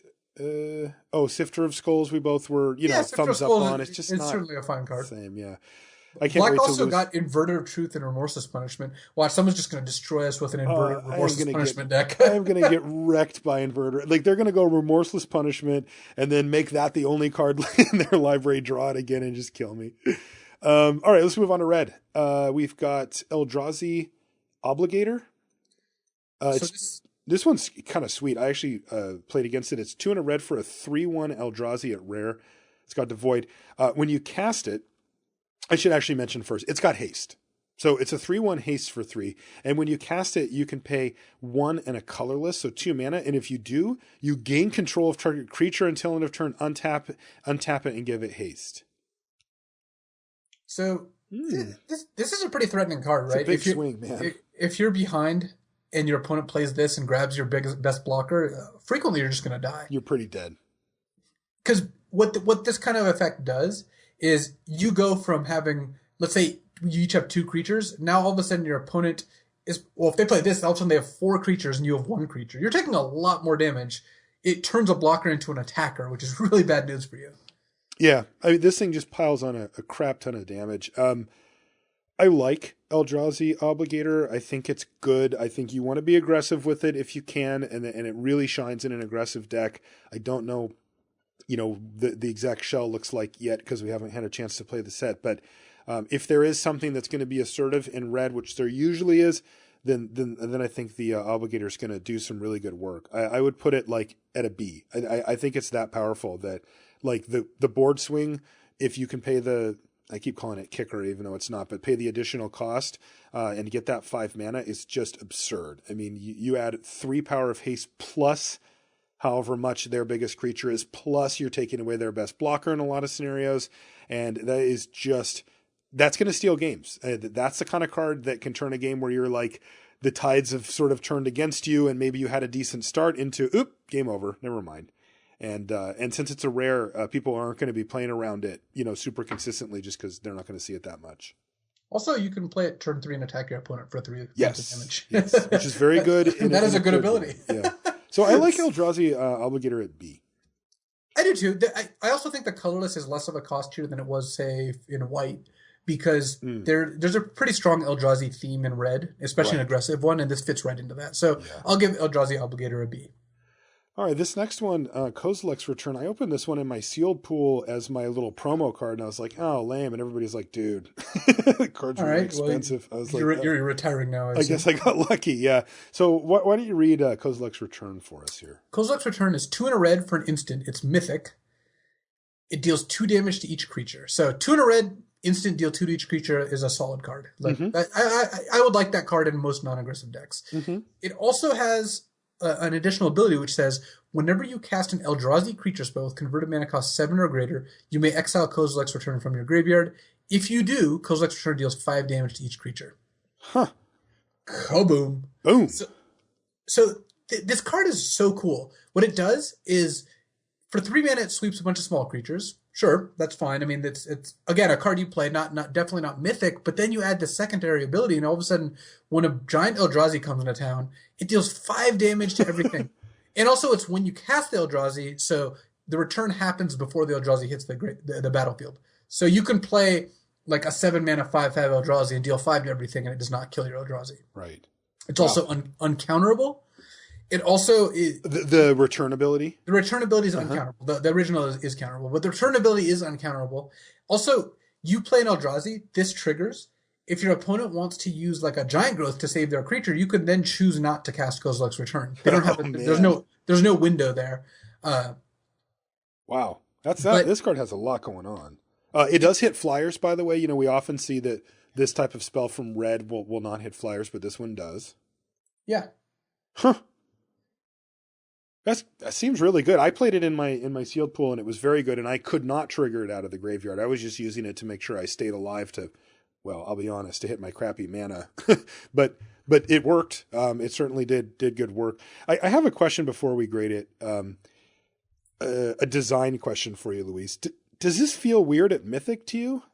No, not at all. This is one of the actually segments. It's funny, we started doing this even way before I had even done anything with design, though. Was on Magic TV, which is actually happening this instant on one of the kind of like show we did on Channel Fireball, just where we talked about Magic every week. We did a section called Hit or Myth, which was basically looking at the mythics and deciding whether they felt mythic or not. Okay, this is definitely a hit. And that's because of the second ability there. The second ability just sells it completely. This is a unique ground shattering effect. It tells a cool story because when you say Kozilek's Return, the second ability is most definitely Kozilek returning. It's really powerful. It's Shaking interesting. the ground. I think this is a solid Mythic. Okay, cool. I just wanted to get your without the second ability. Yeah, not even close. But the first ability definitely sells it. Okay, cool. All right, so grade. This is the tricky part, right? How do you grade this card? Well, it's I don't think it's that tricky because if you play it with just let's say you're playing a deck where it only has the first ability. Like I said, I would play that in almost any deck that just wasn't aggressive. Mm-hmm. You don't want to like keep an eye on this when you make your creature base, right? You don't want all 2/2s and 2/1s, then Kozilek's Return. Mm-hmm. But if you have enough 2/3s and like Maw of Kozilek is a 2/5. Yeah. That's a common red creature that can survive this. This card can be good. I have liked playing Radiant Flames, which has a very similar effect in most of the decks I've drafted in Battle for Zendikar. Mm-hmm. And Kozilek's Return does that effect. And at instant speed. What you do want to try to do, because it's not like groundbreaking if it's just that, it is get 1 or 2 big Eldrazi in your deck. If you have 3 big Eldrazi, I think this is just a bomb. Oh, you do? Okay. Oh, it's totally... Basically clearing out everything else and leaving it so that the last creature standing is your massive Eldrazi. Right. And when you have this in your graveyard, let's say you cast this as just a 1-for-1 initially, right? Because honestly, this only costs 3 mana. If you just get a 1-for-1, you're still doing fine. Mm-hmm. I think one of the problems people have when evaluating cards like this is they're like, well, how often am I going to get a 2 or a 3-for-1? It's like, well, how often are you going to get a 1-for-1 and be okay with that? And that's fine too. And it's a lot more likely with So this. let's say you have Kozilek's Return in your graveyard. Your opponent has to decide whether they want to put too many creatures on the board, because what if you play your 7-drop and blow everything up? Uh-huh. They don't know how many 7-drops you have in your deck. You do, so you get to make a decision because you know when it's going to happen. You also don't have to have Kozilek's Return go off. So imagine your opponent has 2 creatures in play, you have 2 creatures, and they're like, well, I don't want to commit a 3rd good creature to the board because of Kozilek's Return. And then you just play an Eldrazi, don't trigger it, and say go. Then you just go Ruin Processor, go. And now they've got 2 medium... And then they have to play from behind. And imagine if you have another one there, obviously that's in blowout too. Yeah. And if they do play into it, then you can wreck them. If they're like, well, I just hope they don't have a 7-drop. Or they slow play, right? They don't play all their creatures because they're worried about Kozilek's Return. And that gives you time to hit 7 mana or draw into your 7-drop. Oh, that's great. It's just a card that works very well on a lot of different axes. I think Kozilek's Return is an A. I think if you take it, you should prioritize drafting a deck that, first of all, can support 7-drops, and second of all, has 7-drops. But I think it's an A. Wow, it's that good, huh? But the thing is that the fail case of just casting it for 3 mana is still quite good. It's pretty good, yeah. The bottom ability is insane, and your opponent doesn't know how often you can trigger it. Right, and that makes you get value out of it. Even if you're not triggering it. So. Full disclosure. If you're like an aggressive deck after pack 1 and you open this, the grade has gone down significantly and you don't have to take it even if you're red. Mm-hmm. Or if after pack 1, then you've got a theme which doesn't work with this, like making tokens, or you have zero 7-drops and you're not looking like a late game deck exactly. But overall, I think this is a very strong card. And I think if you open this, you should probably first pick it. Okay. I'm going to go B+ on it. It's a weird one, man. I got to say, it's a tough one for me to put together all the pieces. So I'm going to be a little more conservative, but yeah, I mean, I played with it with no Eldrazi, and it certainly held its own. It was already good. So, Chandra Flamecaller is our next card. So, new red Planeswalker. She's mythic. Let's read what she does. She's 4 red, 4 loyalty when she comes down, and you can +1 Chandra to put 2 3/1 red elemental creature tokens with haste on the battlefield. They get exiled at the beginning of the next end step. Of note, they don't have trample. You can pay 0 to discard all the cards in your hand and then draw that many cards +1, which is really cool. And then if you want, you can -X, and she does X damage to each creature. So, if you wanted to do it the turn you cast her, you can just -4 Chandra to do 4 to each creature if that gets you to a place you need to be. Otherwise, you can wait a while or plus her a few times and then do it. I also had this card in my pre-release. So this one, Chandra Flamecaller, was very impressive. I playing her for 6 mana meant that I could do pretty much whatever I wanted. It broke down like this, Luis. If I was behind, I could minus her and clean up a good portion of the board, if not all of it. Worst comes to worst, -4. Chandra goes away, but so does your opponent's board. But your opponent's board state does in most cases too. If things were kind of at parity, I would use the middle ability to discard my hand, which was maybe a land or just a spell that I didn't care about that much, or two, and then draw, one or two plus an additional. You can also, of course, do that when you have 0, right? So it's worth noting that the 0 ability, I think, is generally better than 0 draw a card. Oh, I agree. Oh, because sometimes your hand has good cards in it, and you wouldn't want to use it, but way more often, you get to just play your good cards and discard your bad ones. Like, you have a hand of 4 cards. You play your one good card, and then you use the 0 ability. Yeah. In Limited, that's how it's going to play out more often than not.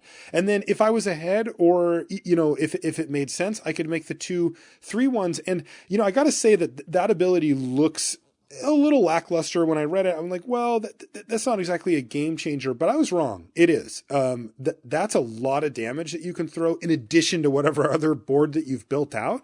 And they're completely expendable. They're going away anyway. So you just jam them in there, and hey, if they trade for something, hallelujah. If they get in for damage, that's great. No problem.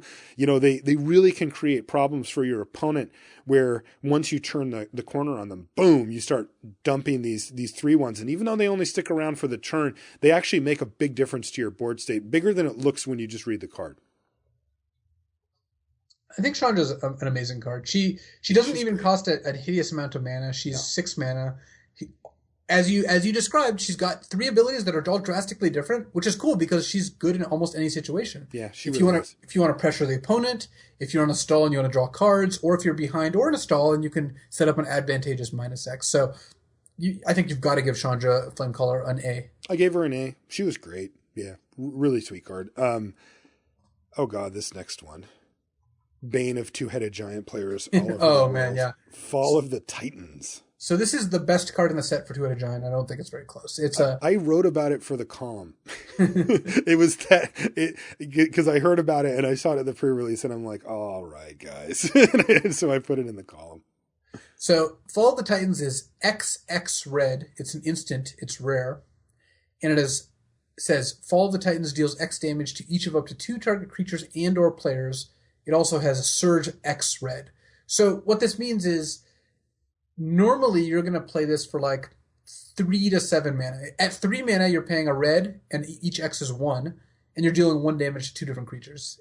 That's, I say that normally you're going to play it for that much because that's just a good ability. If your opponent plays a 2-1 into a 3-1 or a 2-1 into another 2-1, casting this is pretty nice. Yeah.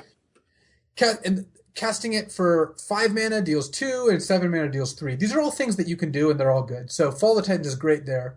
If you can Surge, then it gets a lot more dangerous because all of a sudden you're paying, 7 mana. Let's say you play you have 7 mana out. Instead of dealing 3 to 2 different targets by just paying the normal cost, you play your 1-drop, and then you spend 6 mana and you do 5 to 2 different targets. That's a board wipe. Of course, the reason we're saying this is absurd in Two-Headed Giant is your teammate always plays a spell, you get to Surge it and just target each of your opponents, so it just deals double damage to your opponents. Yeah. It's just stupid. But it's just dumb. It's also just a regular rare, by the way. Yes. I think where this lands is you just always play it and you take it early because it's just flexible. And it's not broken at any of the costs if you're not Surging it. No.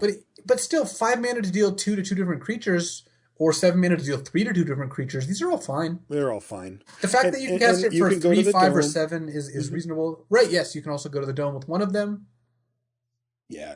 I mean, look, I think in not Two-Headed Giant, right, this card, I don't think is going to be like, the oh my God card of the set. But it's really strong. Like, it's really good and flexible. It's just you have to...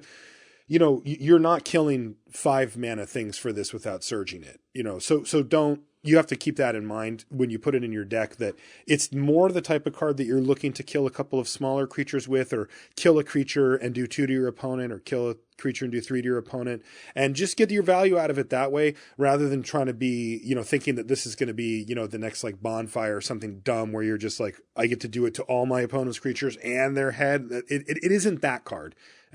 In Two-Headed Giant it is, but outside of it, it's not. So no, don't go out of your way to try to set this up. I mean, sure, if you have this, if you draw this on turn 3 or 4 or whatever, and you don't need to use it, by all means, wait till you can play a 1 or 2 drop and then play this for like 5 or 6. Yeah. That's great. But for the most part, look at this as just closer to a, pick off 2 small creatures card. And again, we keep preaching flexibility plus power equals a good card. And this is both powerful and flexible. So I don't know. Is it B plus? Is it a B? No, I think it's probably a B plus. Yeah, because of the upside, right? I think in most situations you're not going to be so mana efficient. You're just going to spend 5 to 7 mana to kill 2 things, and that's fine. It's worse than a Serpentine Spike. It's I think worse than a Rolling Thunder. Yeah, but it's still good. It's still good though. Still B plus. It's obviously an A plus plus plus intuitive giant. Yes. So take that for what it's worth. All right, what does a Goblin Dark Dwellers do? Goblin Dark Dwellers is 5 mana. It's 3 red for a 4/4 goblin. It has menace, so we're already at Shatterskull ally level. Mm. And when Goblin Dark Dwellers enters the battlefield, you may cast target instant or sorcery card with converted mana cost 3 or less from your graveyard without paying its mana cost. Exile it when you do. Huh. So so look, I'm sold here, right? Like a 4/4 menace for 5 is borderline okay. It's okay, I should just say. And then if I get to use this ability, the card's great. So the question I have is, how often do I get to actually use the ability in limited? It's pretty specific here, right? Instant or sorcery that costs 3 or less. I mean, how many of those do we run in the average deck? I don't know. 2. 1, 2, right? It's. I don't think it's something that you assume is going to happen very often, like all the time, right? You wouldn't just say, well, it's always a 2-for-1. It's not that. No. Sometimes it's a 2-for-1. If you get a Goblin Dark Dwellers, you get to draft around it, though. You do. And you could just put in even things like Expedite, just like the cantrip type cards in there, that are sort of low impact, but just need a little bit more of a bump to make them worth it. And maybe, having a Goblin Dark Dwellers is an incentive to play those kind of low impact cycle type cards. I don't know. How do you feel about the Shatterskull Recruit end of things, the 5 mana 4/4 menace? In triple BFZ, I did not like Shatterskull Recruit. I usually cut it. Yeah, same. But I believe that in this format, you're going to want to play it more often. I think this format's less synergy and more just kind of like normal draft decks where 5 mana 4/4 menace is a fine card. Okay. So already this is a slight step up just because the format changed. And that's just my first impression, but I think that's where we're headed. And if this draws you a card a third of the time, it's still a pretty good card because it doesn't just draw you a card, it also gives you a mana advantage, right? Yeah, you get to play the card immediately. So getting to play the card for free is pretty relevant. Yeah, it's just not a huge upside, right? My guess realistic, is just like a C plus. Okay. Yeah, sure, C plus B minus range somewhere. Let's say you're black red, after pack 1 and you have a Grasp of Darkness. Then I would take this card very highly because that's a super high impact card that's cheap. There's just not that many cards that fall into that category. So I'm gonna give Goblin Dark Dwellers a C plus. All right, yeah, I think so too. Let's move on to Oath of Chandra. So here's Chandra's version of the Oath cycle. What does her legendary enchantment do? It's 1 and a red, and when it enters the battlefield, deals 3 damage to target creature an opponent controls. Sold. If it means that people can live in freedom, yeah, I'll keep watch. Well played. Very well played.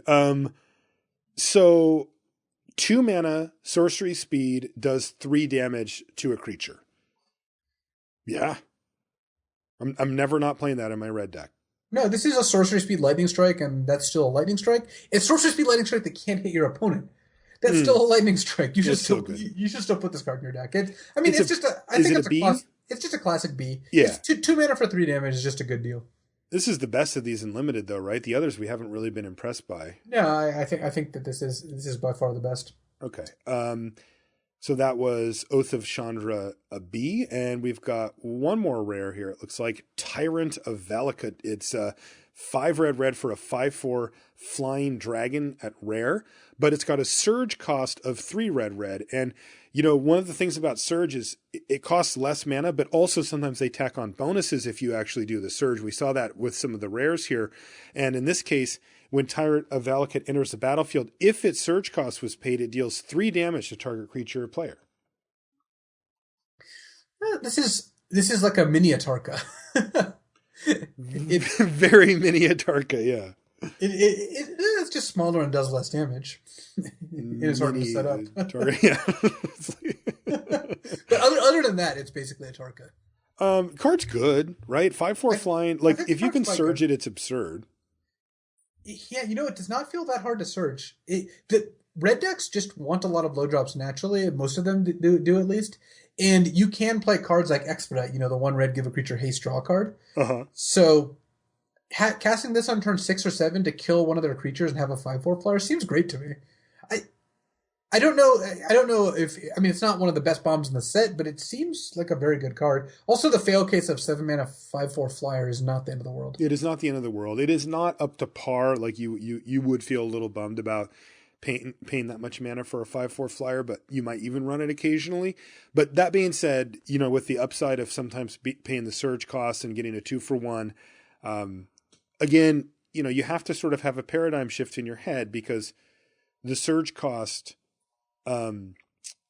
it looks like you're getting a 5 mana 5/4 flyer with this ability, which technically you are, but if you never do that on turn 5, you have to adjust your expectations and your grade of the card. The inverter of truths or whatever similar, where like you're just effectively never getting a 6/6 flyer for 4 mana on turn 4, which is what you think of when you see it. So adjust your expectations accordingly. But even then, if you pay the 7 mana by playing a 2-drop and then surge cost for the Tyrant, and then you get to nail something for 3 as well, you're probably still going to be quite happy. I would definitely pay 7 mana for what you get from Tyrant of Valakut with the surge paid anyway. So card's really good. It's probably like a B+. Yeah, I'm a little less high on this than I was when I first saw the card, but I think B+ is accurate. All right. For Tyrant of Valakut. Yeah. So should we go to multicolored here? Yeah. All right, let's go to multicolored. What do we got? I think there's only the one. Is that right? No, there's 3. Oh, there's 3. Okay. Well, the first one is... Oh, how about this? We'll only review one of them, though. So pick which one you want to review, and we'll get to the rest. Ailey Eternal Pilgrim. This is the one you want to review. Okay. Yeah, it's the only... Oh, yeah, there's the other. Okay, I got you. So Ailey... What does Ailey do? White, black, so 2 mana. Yeah. 1 white, 1 black. For a 2/3 legendary core cleric at rare. She has Death Touch. For 2 mana? White, black for a 2/3 Death Touch. Great card if you're those 2 colors. Uh-huh.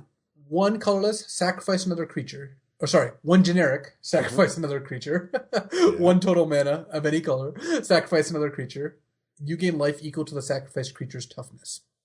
Okay. So she eats other creatures. I mean, maybe that's not flavorfully what she does, but flavorfully. I hope not. She's a cleric, for the love of God.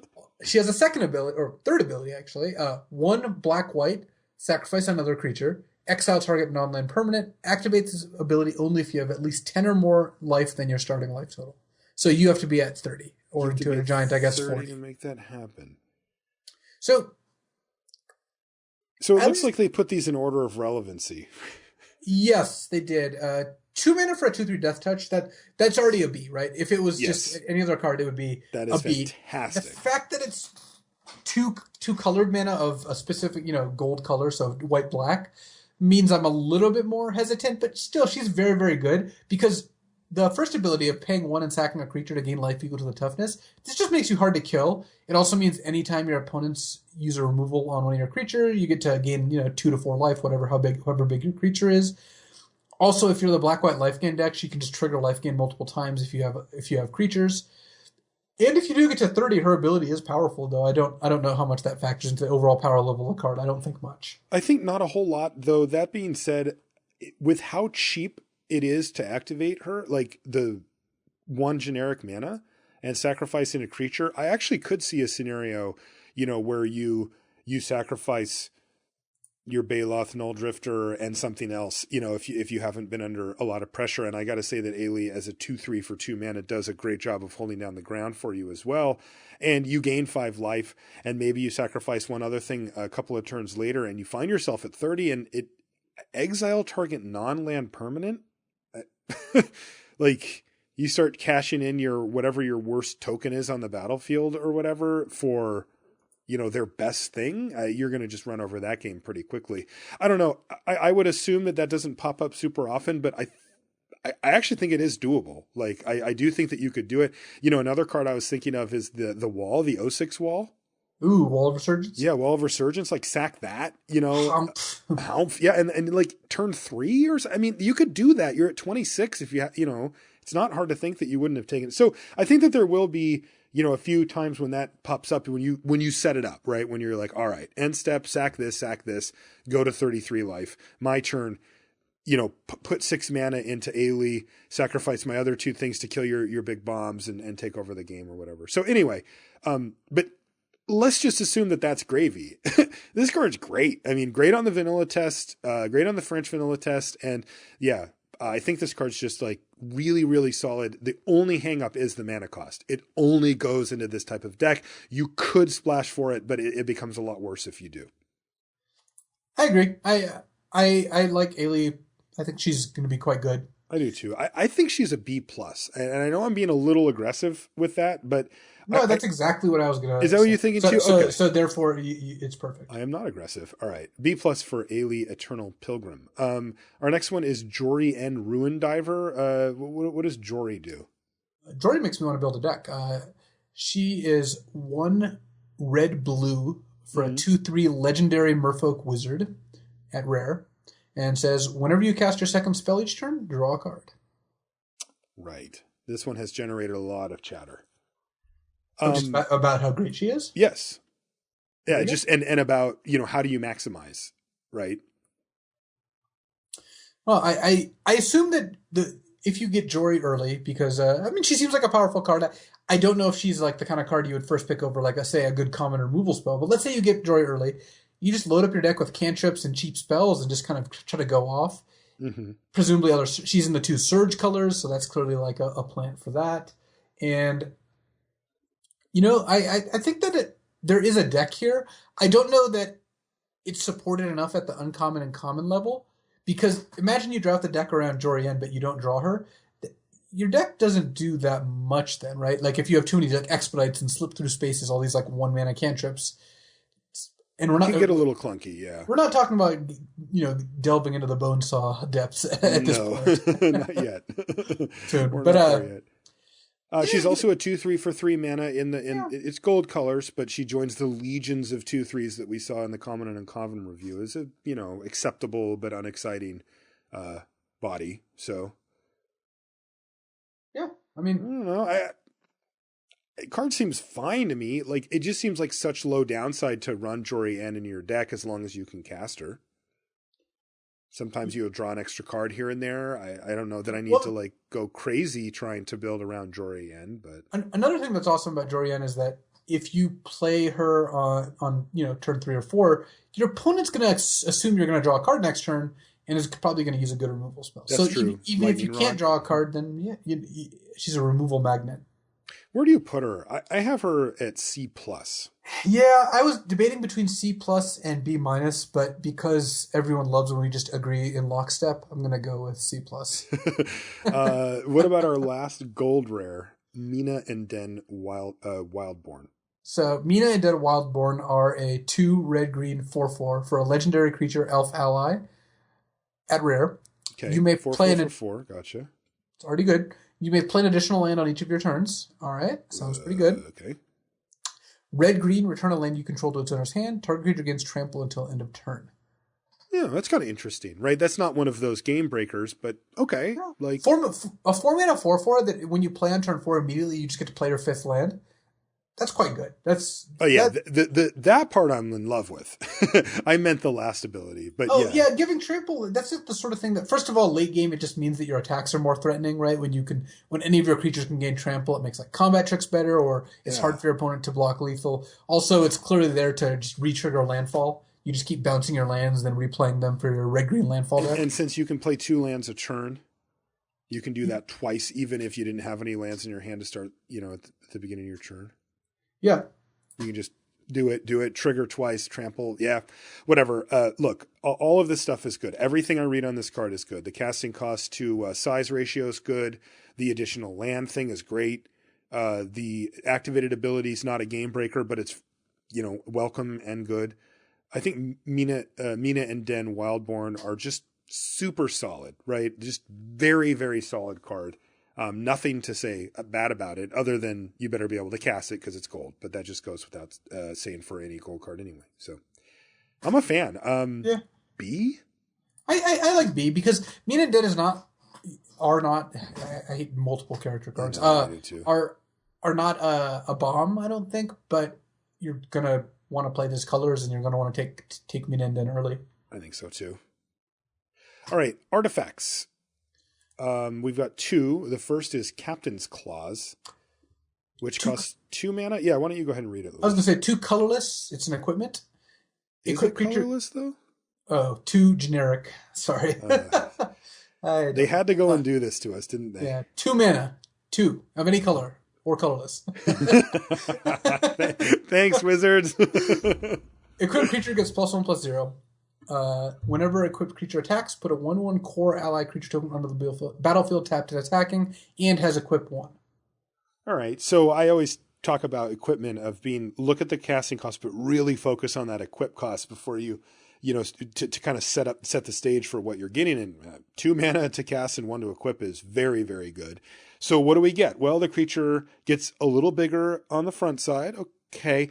And then this part's a little tricky, right? Whenever it attacks, you get a 1/1 white and it's tapped and attacking. I'm not in love with that. It does feel like those would be pretty easy to gobble up.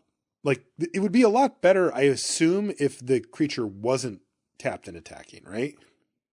Like if it just spat out a 1/1. The thing I like least about this is that you're like, all right, I played my 2-drop. They just played their creature. They didn't kill my creature. All right, Captain's Claws, equip attack. They're like, all right, block your 1/1 core with my 2-drop or 3-drop and take 3 from your creature. You just spent 3 mana for a Bonesaw. Like that is what happened because the core being attacked and tapped and attacking every turn means that your opponent's just going to pick it off in most scenarios. Yes, when they have nothing in play, this snowballs pretty quickly. They take an extra 2, then 3, then 4 as your army grows. But if they have any creatures in play, they can mitigate the 1/1. And this doesn't provide toughness, so it's not like the creature you send in is all that much burlier. I think Captain's Claws is pretty bad. I do too. I am not a big fan of it. I like the direction that they went with kind of flooding the board with allies, but I feel like this just didn't quite get there. I can see it sort of snowballing if you fall too far behind, but it's limited. I mean, any deck worth its salt is going to have some number of creatures that can just sort of get in there and block and that kind of stuff. So yeah, I don't like it. I don't think it's very good. It's probably a D. Like this isn't an F, right? No, it's not an F. And there are decks where if you have Rally, this lets you trigger Rally mid-combat, right? You have like good point. Your Tajuru War Color out, you just go big. So there are decks that might want Captain's Claws. I hate to rain on people's parades, but this is one of the cards that I think is worse than a lot of people think. And I too will have to give it a D. All right. Our other rare artifact is called Stoneforge Masterwork. And this is also an equipment. And I got to say, we were talking about the rare earlier and, saying that we just didn't feel incentivized to play equipment. And these rare equipments are where we're supposed to really like, ooh, I got something sweet. And let's read if Stoneforge Masterwork can save the day. It's a colorless. It's 1 mana. The equip cost is 2. And it says equipped creature gets +1/+1 for each other creature you control that shares a creature type with it. So to be clear, Luis, the creature type, does that count both, if it's like a core allied, can it be an ally or a core to share that? Yes. Okay. So a lot of these creatures have 3 types. It doesn't double count. If you have, 2 core allies in play and you equip this, the equipped creature gets +1/+1. Yeah. Because it just counts the number of creatures that share one or more creature types with it. Uh-huh. But it does mean a core ally gets a +1 for each core and each ally if they're separate creatures. Yeah, if there's like a vampire ally and a core artificer ally, you'll get it. Okay. So there is, some crossover there. And it does get +1/+1, so it is, it can get pretty big. I'm assuming that this would go best in the ally stack. Is that how you're seeing it too? It is, but I realized after I wrote about this that I actually missed the fact that it's actually good with Eldrazi Scions as well. So do those actually have a creature type then? Because the Scion tokens have a name, but I always forget if they have an actual creature type. Yeah, they're Eldrazi. They're Eldrazi. Okay, well that's kind of cool then. Yeah, and it's There's also just a lot of Eldrazi in the set. Yes, a lot of them. Basically, all the Devoid creatures, right, are all Eldrazi. So Yeah. yeah. All right. Well, to me, that brings it up to, all right, we can talk about this now. I'm still not blown away by it, but it might actually be playable, after considering that there's a darn good amount of allies and a lot of Eldrazi as well in the set.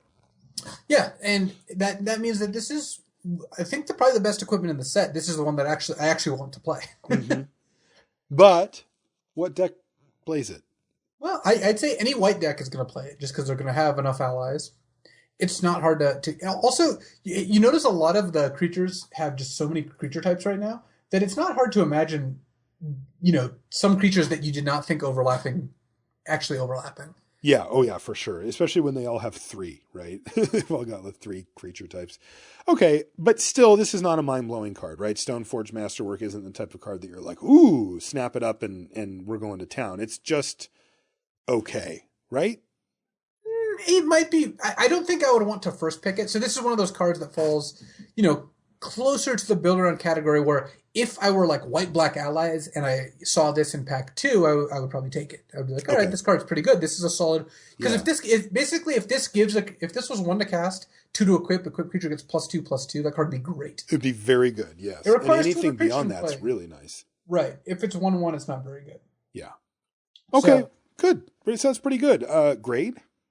I mean, that still doesn't make me super high on the card. I think I'm probably giving this a C+. I think it's a C+ also. I mean, equipment generally carries, some type of tax with it, right? It doesn't affect the board directly, that kind of thing. So you don't want to get too stoked on it. But yeah, I could see this card being pretty good in the right deck. All right, so Stoneforge Masterwork C+. That puts us to colorless, non-devoid. So let's just jump right into these. Our first one is called Deceiver of Form. It is 6 generic mana and 1 colorless for a total of 7. You get an 8/8. It's a rare Eldrazi. So bam, 8/8, which is just huge. You don't want to overlook that. It also has the ability, which is really cool. It says at the beginning of combat on your turn, reveal the top card of your library. If a creature card is revealed this way, you may have creatures you control other than Deceiver of Form become copies of that card until end of turn. You may put that card on the bottom of your library. So to recap here, at the beginning of combat on every turn you do, you reveal the card. Now, first things first, if you want, you can put it on the bottom. So you're getting an ability to basically scry one. Look at the top card, you can put it on the bottom. So that's cool. And then on top of it, it has this crazy ability where you can have all your other creatures turn into a copy of whatever that is if it happens to be a creature, which, I got to say, I've already heard some pretty crazy stories about this card, Deceiver of Form, just based on that ability. Both good and bad. I mean, you don't have to make your creature into that if you don't want to. No, it's a total may. So if you reveal something that's not good to reveal, just go ahead and click no. Yeah, well, the 2 stories I've heard are, one, somebody at the pre-release revealing Kozilek the Great Distortion to it, deciding, yes, I will go ahead and copy all my other creatures, losing them in the process because it's legendary. So that was awkward. And then the other one, Woody actually did it to me, revealed a Nettle Drum and was like, I will go ahead and copy all of them, hit you for 5, just with that. And play then a Nettle Drone. second main phase, play a card. I mean, the Nettle Drone stays on top of his library that turn, but right. But he played a colorless spell in his second main, untapped all and hit me for 5 again. And I'm like, well, that didn't. I thought I had pretty good defenses up. So Deceiver of Form, 8/8 for 7 mana that has the really nice upside of scrying one on your combat and also giving you the ability to sometimes find these kind of crazy blowout scenarios if copying all of your creatures into something huge or powerful makes sense. I think the card's really good. I think it is too, and I think a single colorless mana is not too much to ask, especially on a 7-drop. You don't need to find your colorless mana by turn 4. You need it by turn 7 or 8. So you can get away with 3. I would be comfortable at 4 and okay at 3 sources to play this. So yep. And at 7 mana, 8/8 rules the roost, man. I think it's huge. It's just bigger than everything. It's not that bad, but I think it's not that much bigger than like a 7.8, which has been solid, but it's still good. Yeah, Yeah. 8.8 is still good. You also should play this pre-combat the turn you play it, just to make sure. Most people just play their cards post-combat naturally. Where do you have this? Do you have it higher than a B? I do. I have it at a B plus, not that much higher. I think a B would be fair as well. The thing that actually bumps it up is that scry, because what happens is when you play Deceiver Reform late in the game, you have an 8/8, which is going to be able to block an attack or whatever, but you're often running out of gas at that point. Like Deceiver Reform is often your big finish, and getting a scry one in the scenarios where your Deceiver Reform is being chump blocked a bunch or needs to stay back on blocking can actually add up in a pretty big way. And then I like the spin the wheel aspect too. So I gave Deceiver Reform a B plus. Yeah, I like B plus on this. Card's sweet too. All right, next one, Eldrazi Mimic. Costs 2 mana, just any old color you want, or colorless or whatever. It's an Eldrazi. It's a 2/1. Whenever another colorless creature enters the battlefield under your control, you may change Eldrazi Mimic's base power and toughness to that creature's power and toughness until end of turn. So it doesn't get the abilities, just the stats. Mm-hmm. This card's fine. You're paying 2 mana for a 2/1, which is not spectacular, but is not terrible certainly. And you're often going to be able to just attack with this for 3 to 5 damage, in the middle of the game if you have a decently sized colorless creature. And then late game, if you play one of those like 7 mana creatures, then all of a sudden you get to smash for a bunch. Okay. So I think in a deck with a significant amount of colorless creatures, in an Eldrazi deck, this is going to be a solid card.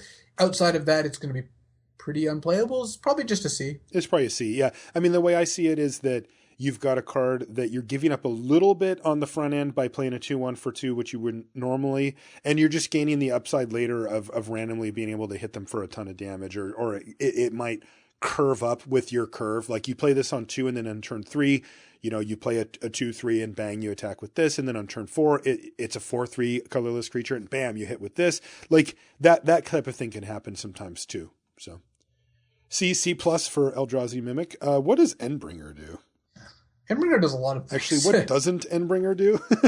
So Endbringer costs 5 generic and 1 colorless mana to cast, so 6 total, and so 5/5. It's an Eldrazi at rare. Yeah. Its first ability: untap Endbringer during each other player's untap step. So it untaps on both players' turns essentially, because it's still untaps on your turn. Right? It just happens. It is not optional. Okay. You can't actually miss it either. Your opponent needs to remind you if you forget. Okay. It has tap. Endbringer deals 1 damage to target creature or player. Wow. All right. This is good. It also has colorless tap. Target creature can't attack or block this turn. Okay. And has colorless. So this is double colorless, which is the first time we've really seen this. Yeah. Draw a card. Colorless tap, draw a card. Draw a card. Yes. Ooh. This one's interesting. Now, so walk me through it though. I can't actually get 2 damage, like from the tap to deal 1 damage to, like, let's say a creature. I can't actually get 2 in one turn, right? This doesn't kill a 2/2 because you can deal 1 and then pass and it untaps, but it doesn't. You don't get to, the damage doesn't carry over. So yeah, there's nothing can go on the stack on the untap step. So no, so Endbringer, it plays defense very well at the base level. It attacks them for 5, then untaps to block. That's fine. Mm-hmm. It requires 1 colorless to cast, so unless you sack a sign, I'm assuming you have a colorless source in play, which means you can use the target creature can't attack or block this turn. The target creature can't block this turn is not that useful, because how often is that better than just attacking with a 5/5? Yes. Not very often. Right. But making a creature unable to attack is pretty nice, because let's say you have an Endbringer and they have a 4/4 flyer, or just a 4/4. You're like, attack you for 4, go, and then make your 4/4 unable to attack. So on their turn. On their turn, yeah. Okay. That's business. It also pings, it clears out 1/1s really quickly. Yes. And hits at the very least, hits your opponent for 5, 1 on your turn, 1 on theirs, 2 a turn, or 5 on your turn and 1 on theirs for 6. And if you can assemble 2 colorless mana and start drawing a card, that's really good too. That's really good too. I like Endbringer. I also don't mind a 6 mana 5/5. I think that's fine.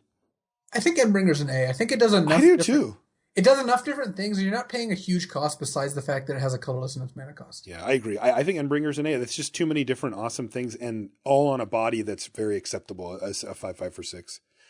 All right, the big boy. What about Kozilek the Great Distortion? This is our massive Eldrazi for the set.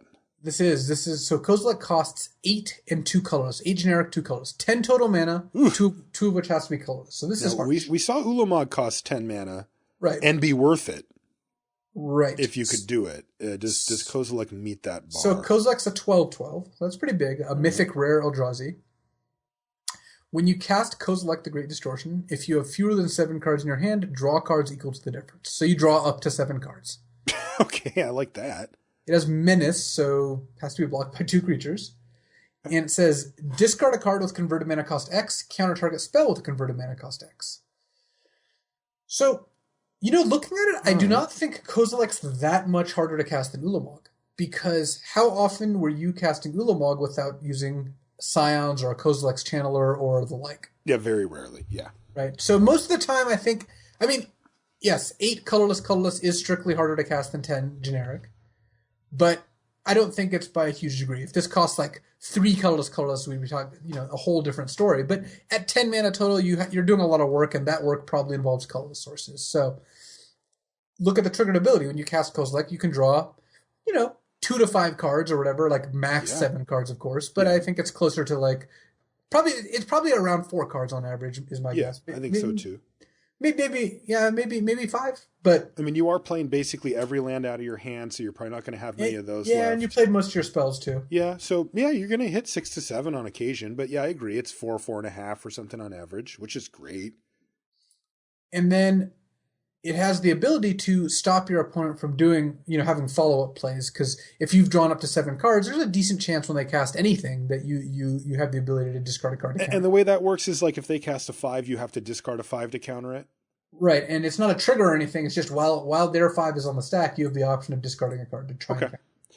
So I would say, first things first, this seems worse than Ulamog. Yes, I think the casting cost is definitely worse. Yes. Not having Menace is worse than Indestructible. Yes. And when I'm casting my 10-drop, I'd rather exile 2 cards because I'm more likely to be behind on board than worry about my opponent's next spells or even care about drawing cards as much. So I agree. Ulamog's better in all facets, I think, except for, I guess, Kozilek's bigger. But Ulamog still probably kills faster. Ulamog kills in 1 hit a lot of the time. 1 hit most of the time. And the kind of thing where you get 1 swing in and then it kind of doesn't matter what they do to Ulamog, even if they get lucky. All right, so not that Kozilek has to be compared directly to Ulamog, but I think that's a good benchmark because we did just see, that card in the last set. And I do think that Kozilek is a step down for sure. God, I don't even know if I'd really want to run this card in limited, to be honest. I don't think we're there. Mana? So if you look at the kind of decks that supported Ulamog, I think those decks, if they couldn't have Ulamog, right? Like, let's say Ulamog's not on the table, Kozilek is not a bad replacement. It might be worse than Ulamog, but Ulamog gives us a good baseline, and even a little worse than Ulamog is the kind of card that some decks want. Like, I've been very happy with Ulamog and Sealed, for example. What if I think that Kozilek is more than a little worse than Ulamog? Yeah, even if you think Kozilek's a lot worse than Ulamog, I don't think that I don't think it's enough worse to say I would never want to run this card or this is a bad limited card. I do think this is a build around. Like, you can't just put Kozilek in your deck for so many reasons. Yeah, for sure. And same with Ulamog. Ulamog was like that was true of Ulamog too. Yeah. So my guess is this is Kozilek. If you open this pick 1 pack 1, my guess is that your highest win percentage chance is to not take it. You should not. That's what I think too. First, and that's sad because this is a really cool card. I know. But if you have some big mana cards and you see this around pick 4, often, I think I will at the very least start the format by trying this and building a ramp stall deck that can try to get up to 10 mana. Because realistically, if you cast Kozilek, the ability is good enough to pull you out of a lot of games. So even if you're somewhat behind, as long as you're not dead. A 12/12 also stabilizes the board, by the way. Your opponent it's just a massive blocker. Right, your opponent has the 6/6 and they can't attack anymore. So I'll tell you what, I don't think I'm ever passing one of these, and I'm probably going to try to jam anytime I open a Kozilek, I'm going to try to play it. I think for the purposes of the review, I do feel that Kozilek is a massive step down. I think the only reason why I was willing to pay 10 mana for Ulamog was because of the fact that there was almost no board state that he didn't get you out of when you put him on the stack. Exiling 2 permanents and putting a massive indestructible blocker just meant it was so hard to die. after casting it. And I can imagine a lot of scenarios where you die after casting Kozilek, and I hate that. The 10 mana is oppressively expensive. And for me to want to, day 2 a GP and open up my pack and look down at a 10 drop and actually think, okay, it might be correct to take this, I need Ulamog levels of insurance, and Kozilek does not give me that. I don't think I'm going to play him. I mean, look, again, the truth of it is, if you watch my draft videos on CFB, I will play this every single chance I get. But if I'm day 2 of a GP or top 8 of a whatever, I think I'm just shipping him right along and saying, you have fun trying to make that work. I'll be casting spells over here. I'm sad to say it. I don't know if you can tell, but I'm bummed about it. Yeah, I think that I got to draw the line somewhere. That's a slightly distorted view. I think Kozilek's a little better than that. I think it's a great view. Come on, that was a stretch, Marshall. Come on, you can do better than that. I'm just taking you to task here. I'm gonna go ahead and say that Kozilek's a build around, and one that if your deck looks like an Eldrazi ramp deck, this is the kind of finisher you want. But likely, this isn't the piece you want to start with. This is the sort of thing where if you have some of the decent accelerants, then going, in pack 2, if you see this in the middle of the pack or you see this first pick even, you might want to take it. But as far as build-arounds go, this is one of the more difficult and challenging ones to have a deck where it ends up being good. So I guess at the end of the day, that means Kozilek is probably, as in the way that you're going to interact with it, realistically, a build-around that's around like the D to C minus level. Yeah. But, some decks, this is going to be the card you want and the card that's going to make your deck work. So more research is required, but, it's not for the faint of heart. So I would take Kozilek if it looked like I was building a good control-ish Eldrazi deck. Past that, it just should not be in your deck. Yeah. I think if I was just going to give Kozilek a straight grade, it would be D-. I like where you went, though, with the build-around. I do firmly believe that Kozilek is a build-around, and if you do have the super ramp deck, I could definitely see Kozilek holding his own in that type of deck. But man, you need to be able to pound out a bunch of mana. All right, so that's Kozilek. I think I'm glad we took a little extra time on that one. It's one of the most important cards in the set from like a visibility perspective, and it's also a really interesting card. All right, Matter Reshaper is next. I had this one in my sealed pool. I also splashed for it, and I shouldn't have, even though the card's great. It's 2 and a colorless for a 3/2. It's an Eldrazi at rare. It says, when Matter Reshaper dies, reveal the top card of your library. You may put that card onto the battlefield if it's a permanent card with converted mana costs 3 or less. Otherwise, put it in your hand. This thing's fantastic, man. It's just value machine. It's basically a 3-mana 3/2. When it dies, draw you a card, but sometimes it also casts that card. Exactly. Like it's strictly better than drawing a card when it dies. So totally. Yeah, it also hits land sometimes. Yeah, it can put a land into play. The only drawback, or the only quibble I have is that unless you have something like 5 or 6 colorless sources or 7 colorless sources, then you're not playing this on turn 3 all that often. And turn 3 is when it's really good. But even if you play this on turn 6 with another 3-drop, the card's quite good. Yeah, I'm a big fan. As long as you can cast it, I'm in. Matter Reshaper, I think, is very, very solid. I think it's a B. Maybe a B+. That extra power is really nice for trading off with something and getting you the value. Look, it's just efficient. I give it a B+. Matter Reshaper at 3 mana for a 3/2 that effectively draws, maybe casts you a card when it dies, is enough efficiency for me to get it into the B or B+ range. So I like. I'm just going to go B+ because I think the card's sweet. I think the fact of the matter is it's a B. There's the literal fact of the matter. So. This next card is an early frontrunner for biggest groan test on the set review called Reality Smasher, which is also a hobby of Luis's. Why don't you read it? Reality Smasher costs 4 generic and 1 colorless mana, so 5 total. It's a 5/5 Eldrazi at rare with trample and haste. Oh, yeah, no big deal. And whenever it becomes the target of a spell an opponent controls, counter that spell unless its controller discards a card, the controller of that spell. So if your opponent wants to counter it, they have to discard a card. Or sorry, if your opponent want to kill it. Yeah. If they want to kill it, they have to discard a card or the spell is countered. Right. Which is just like, again, you're always going to do that because this is a insult to injury. 5 trample haste. It probably already hit you for 5. And if you untap and you're like, well, I better get rid of this thing as soon as possible. Well, you're going to do that and then you're going to discard the card. So there's just no way to get around Reality Smasher without feeling like they hit you for a bunch of damage and then you took 2 cards minimum. And I'm going to note here, the thing's a 5/5. Like, it's not like you just always have the spell and the card ready to go that kills Reality Smasher. It's big, right? Like, grip doesn't kill it. Like, there's a lot of things that can go wrong when your opponent plays a turn 5 Reality Smasher on the play.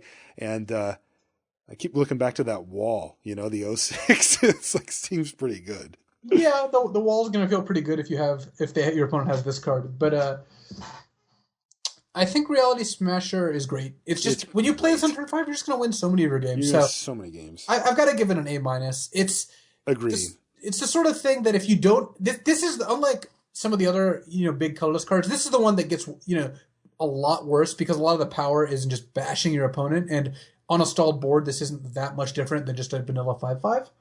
But if you can hit this early, man, it is a beating. It is a savage beating. And again, it's a card with no downside, assuming that you can cast it. So I like it. A- for Reality Smasher.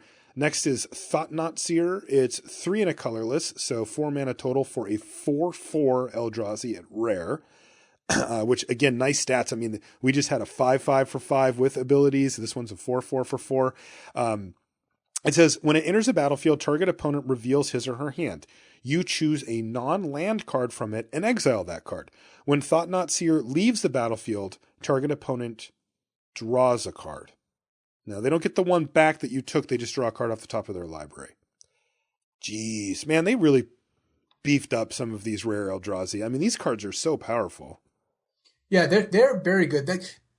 Basically, in order to make sure colorless was a thing, that people put colorless mana in their deck, or colorless sources, these cards are pushed. I mean, they really are. They really are pushed. 4/4 for 4 with real upside.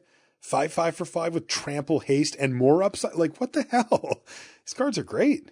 Yeah, I thought Not Sure is an excellent card. It has a slight drawback that when your opponent is empty-handed or even like really low on cards, like doesn't have anything good left, then it's a bit of a liability because you play this, then a couple turns later they can bounce it and draw a card. They can exile it and draw a card. It's Leech play. Okay, sure. They can, kill it and draw a card. But if you play this in the middle of the game, even if it's not quite on turn 4, it's still, the card you exile is generally going to be better than a random card. When you play this and your opponent has like 4 or 5 cards in hand, the card you exile is going to be a good card, and the card they draw off the top of their deck could be a good card, but isn't a guarantee. No, and it's a much, much less likely to be when you factor in there's all lands in there and all that kind of stuff. And then, let's not forget, on curve, a 4-mana 4/4 is going to be bigger than basically everything on the battlefield. You just don't get, it's ahead of the vanilla test. So you're starting off from a pretty nice base there, too. It's not a May, right? It's an efficient card. It's not a May. Yeah. Not that you'd ever want to not exile their card, but... oh, right. That part's not a May, and of course the other part isn't, right? So, yeah. All right. So 4/4 for 4 with upside and maybe some downside, but still well worth it. I think Thought-Knot Seer's probably like a B or a B+. I don't know which one. I'm going to give Thought-Knot Seer a B+. I like B+ on it, too. All right. That's it for Colorless. Yes, it is. I'm proud of you, by the way. Why? Because you didn't say I thought not at any point during that review. That's just too obvious. It's just way too brilliant. I don't go for the low-hanging fruit. The worst part is you probably did, and I just missed it. Or I thought about it, but I didn't know. You thought about it? You brought this upon yourself. I know I did. I'm not. I'm out. I'm just stepping away. All right, lands, and then we're done. This has been did I miss something? We've got a lot of lands though, because someone claimed that you committed to reviewing expeditions as well. Oh, are we doing expeditions also? We could. I think it's going to be a quick rundown, but we can. Why don't we handpick the one? Like, we can go through the ones that are just basic. Yeah, I've got the list of expeditions. I'll go ahead and get those going. But why don't we do those after? Is that cool? Yeah, we'll wrap everything up and then do that. Okay, so Corrupted Crossroads is our first rare land. It taps for colorless, and you can also tap it and pay a life to add 1 mana of any color to your mana pool, but you can only spend that mana to cast spells with Devoid. This card is good. That's good. That's really good. because it's a waste, right? Already, Yes. It's not basic. Yes, you can't search for it with like Evolving Wilds, but it does come into play untapped and tap for a colorless, and then it's got the upside of being able to cast Devoid cards that even if it's at the cost of a life. I like it. With these lands, I think like Corrupted Crossroads, thumbs up, very good. The question is though, when do we take them? Like, are we pack one, pick one in Corrupted Crossroads? I sure hope not. I hope not too. I would be incredibly surprised if that was the plan. So it's hard to grade them. C plus.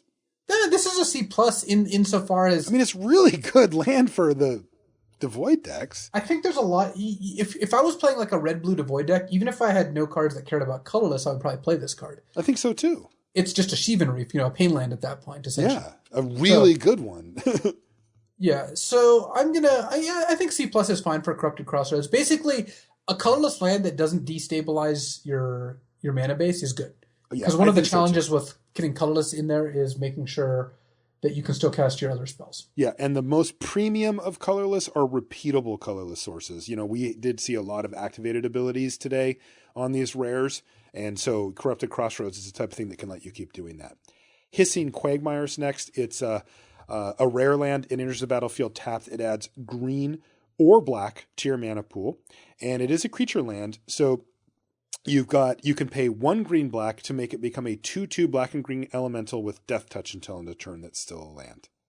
Yeah, the creature lands, if you're those two colors, are generally well above average. Like they're above a C. Like I think that this is a B because a 2/2 death touch is just going to trade for something good in the late game. So sweet, yeah. And it fixes your mana. If you were playing black-green, you would just play this without the second ability. A tap land that adds black to green is good. So now, would you play it if you were trying to splash black in, say, a green-red deck where you for sure. really couldn't activate it regularly? Oh, yeah, always. Just a tap dual land like that. A tap dual land in a 3-color deck is also great. Yeah. And sometimes, you never know. You will be able to activate it. That is true. There's usually one other way or something that you forget. All right, so Hissing Quagmire, you would grade it differently, though, right? Like, if you were straight green-black, then it's, like, pretty darn good, and if you're splashing with it and just using it as a tap duel that maybe can get active, it's a little worse, right? Yes, that is accurate. Okay. I think it's also tricky because when you're grading lands, it's like the sort of thing where, yes, I think I'd give this a B, and that it makes me want to take it and put it in my deck, but realistically, it's worse than a lot of other Bs that are like, say a solid removal spell. Like, okay. Yeah, exactly. It's more like it's replacing, like its value above replacement is so much higher, but not its like overall impact, right? Like it's so much better than like a forest in your deck, right? And it's taking a non-spell slot to give you all that advantage. But at the same time, like a B level removal spell is like very sought after in limited, Right. So we have Hissing Quagmire at B, but it's with the caveats we mentioned. Yeah, with the caveats. All right. What about Needle Spires? I've got Mirror Pool next. No, you're totally right. I missed it. Mirror Pool. It's a land. It's a mythic rare. It enters the battlefield tapped. You can tap it for a colorless. You can pay 2, a colorless, and tap, so 3 total. Sacrifice Mirror Pool. Copy target instant or sorcery spell you control. You may choose new targets. It's also got. So it has to be on the stack, and then you play the spell and then play it. Mana? And you pay effectively 4 because the Mirror Pool you can't get tapped for mana, and then you can pay. Also, you can pay 4 in a colorless, so this is 5 total. Tap, sacrifice Mirror Pool, put a token onto the battlefield that's a copy of target creature you control. Wow. Now that one's different. So that is really interesting to note the difference between the two of them, right? Right. The spell has to be on the stack because that's how that works. The creature you can tap out for a giant creature, untap, then Mirror Pool, which makes it a lot easier. Damn, that's sweet. Yeah, Mirror Pool is awesome. Holy I think crap. it's a very good card because it enters tapped and taps for a colorless. So yes, it comes into play tapped. That's not a huge deal, but it taps for a colorless to cast a lot of the cards that require colorless. And because Mirror Pool itself requires colorless, you're going to want other colorless sources, which probably means you're in a colorless deck. You're going to have cards that require colorless at that point. The ability is really powerful too. You're not going to use the spell ability very often. No, that just seems very difficult, like kind of tricky to set up. But essentially spending 6 mana, because 5 plus the Mirror Pool, to copy your biggest creature, that's awesome. Just a land that turns into your biggest creature is great. Instant speed too, like in case that ends up being relevant. Wow. Yeah, Mirror Pool's cool too. I mean, that's just neat. The artwork's cool. What a cool card. Yeah, the card is awesome. Seems really powerful too. God, I don't know how the hell to grade a card like this. Is it a B? Yeah, I think Mirror Pool's a B. I think I would take it over a lot of moderate playables because it's such an advantage if you have this in your deck and get to use it. Agreed. Okay, Mirror Pool gets a B.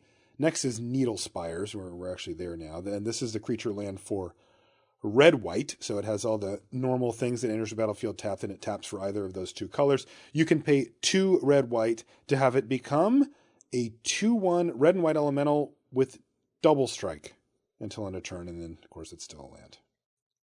So this is the other one was 2/2 Death Touch, and this one's 2/1 double strike. I actually like 2/2 Death Touch a little more. I think that that's more likely to take down the creature that you care about. For sure. And by the time you activate this, 2/1 double strike is not all that impressive. That being said, I think this gets the same grade as in it's a B. If you're in these colors, it's just a good, above replacement level card for all above all the C's and like in cards like that. But it's still like not quite just a solid B. Like I almost don't want to give it a B minus because that still just doesn't tell an accurate story exactly. I don't know. I mean, it's weird because if we compare it to Hissing Quagmire, it is a little bit of a step down. So maybe Needle Spires getting a B minus is fine then. Yeah.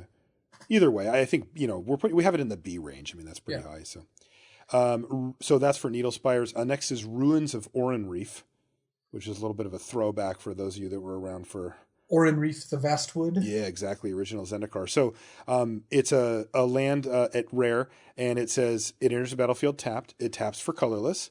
And then its ability is tap it. Put a +1/+1 counter on target colorless creature that entered the battlefield this turn.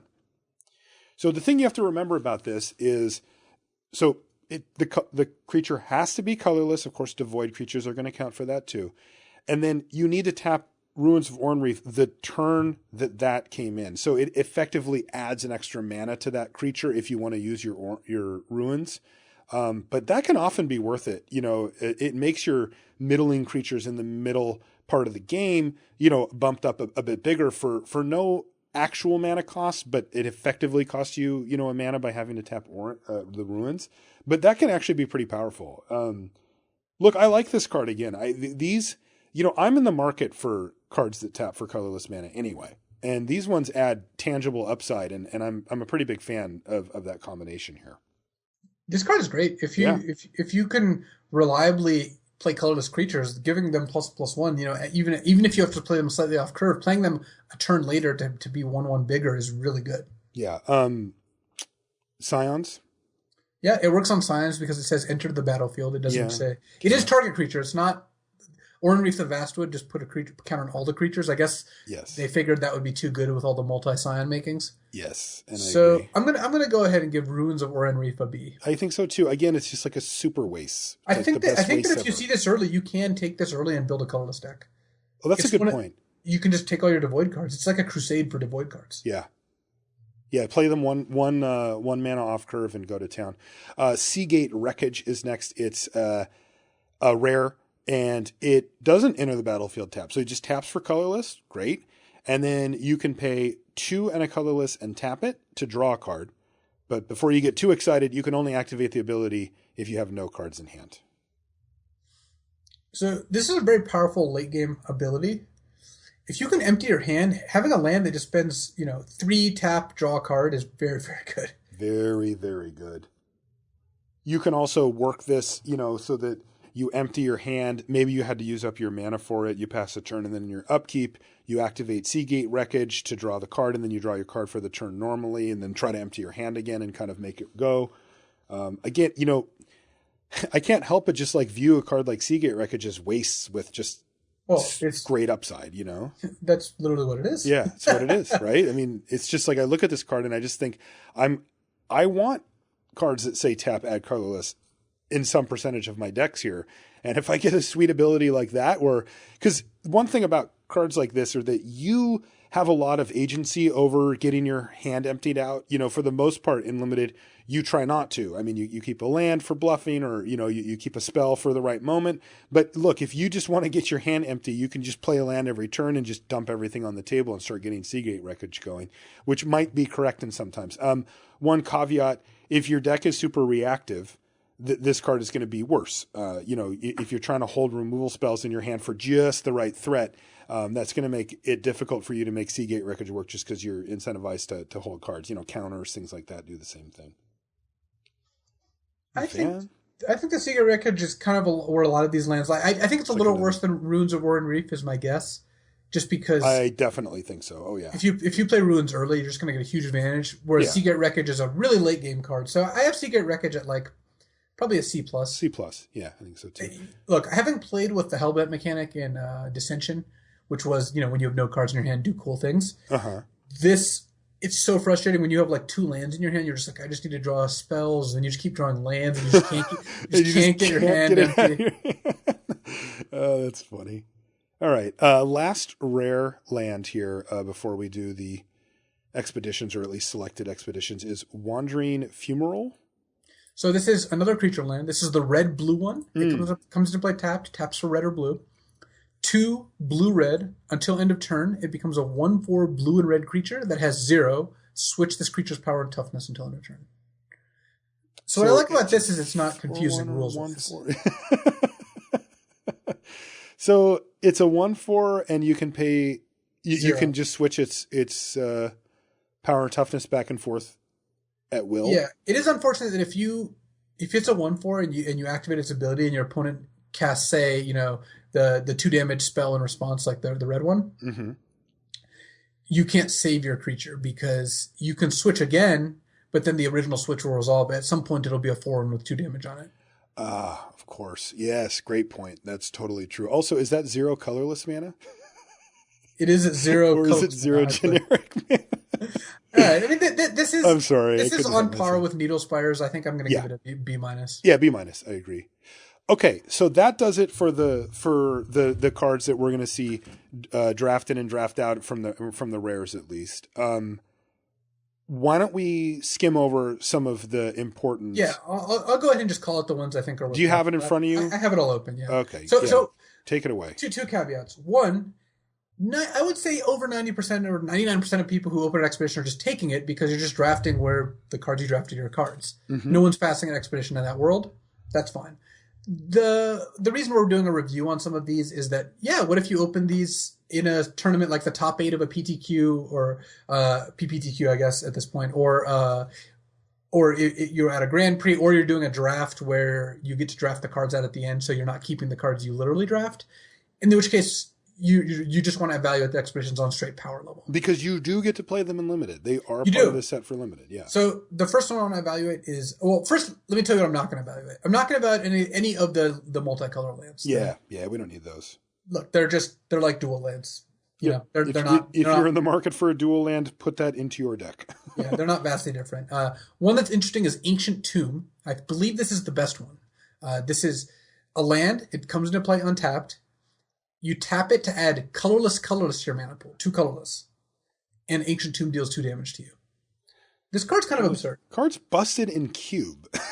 It's better in cube, I think, than in normal limited because you're using more powerful plays, so the damage doesn't matter as much. Okay. But this is a colorless fixer, and if it's in your opening hand, the fact that you just get to play your cards ahead of turn, like a drop ahead, is worth the extra damage. I mean, the card is broken by conventional R&D standards. Right. This would be way too good to print. And I think if you open it limited, and again you're in a position where you can just take it, I think Ancient Tomb is an A. It's better than most spells. Yeah, I think so. I think it is too, dude. It's insane. Imagine if you have this in your hand, you're like, you play turn on land, whatever. Turn 2, you play a 3-drop. turn 3, you play a 4-drop. Like, your opponent's just so far behind at that point. That's just broken. I'm glad these are impossible to open because that completely breaks any type of rules that we have for limited these days. There's also Dust Bowl. It taps for colorless. Again, it enters untapped. You can pay 3 generic, tap it, and sack a land to destroy target non-basic land. This is a minor upgrade to a waste. You're not blowing up your opponent's non-basics all that often. So, it's around C+ level. Okay. Eye of Ugin's a really interesting one. Oh. Colorless Eldrazi spells you cast cost 2 less to cast. So, oh my God! Really? That's 2 generic the Devoid? Yeah. So that every creature that says they Eldrazi on their type line costs 2 less to cast. This card is great. That's absurd. And you can pay 7 and tap it to search your library for a colorless creature and put it into your hand. And that's just a colorless creature, right? Oh, I think a lot of people think it's like, converted mana cost 29 or higher or whatever, but it's not. No. It's just colorless. Right. So Ayavugan, you have to draft around it because it doesn't tap for mana naturally. Bear in mind, this does not tap for any mana. So yes, it does not help you cast any of your non-Eldrazi spells, but it acts as, well, an Ancient Tomb for all your Eldrazi spells.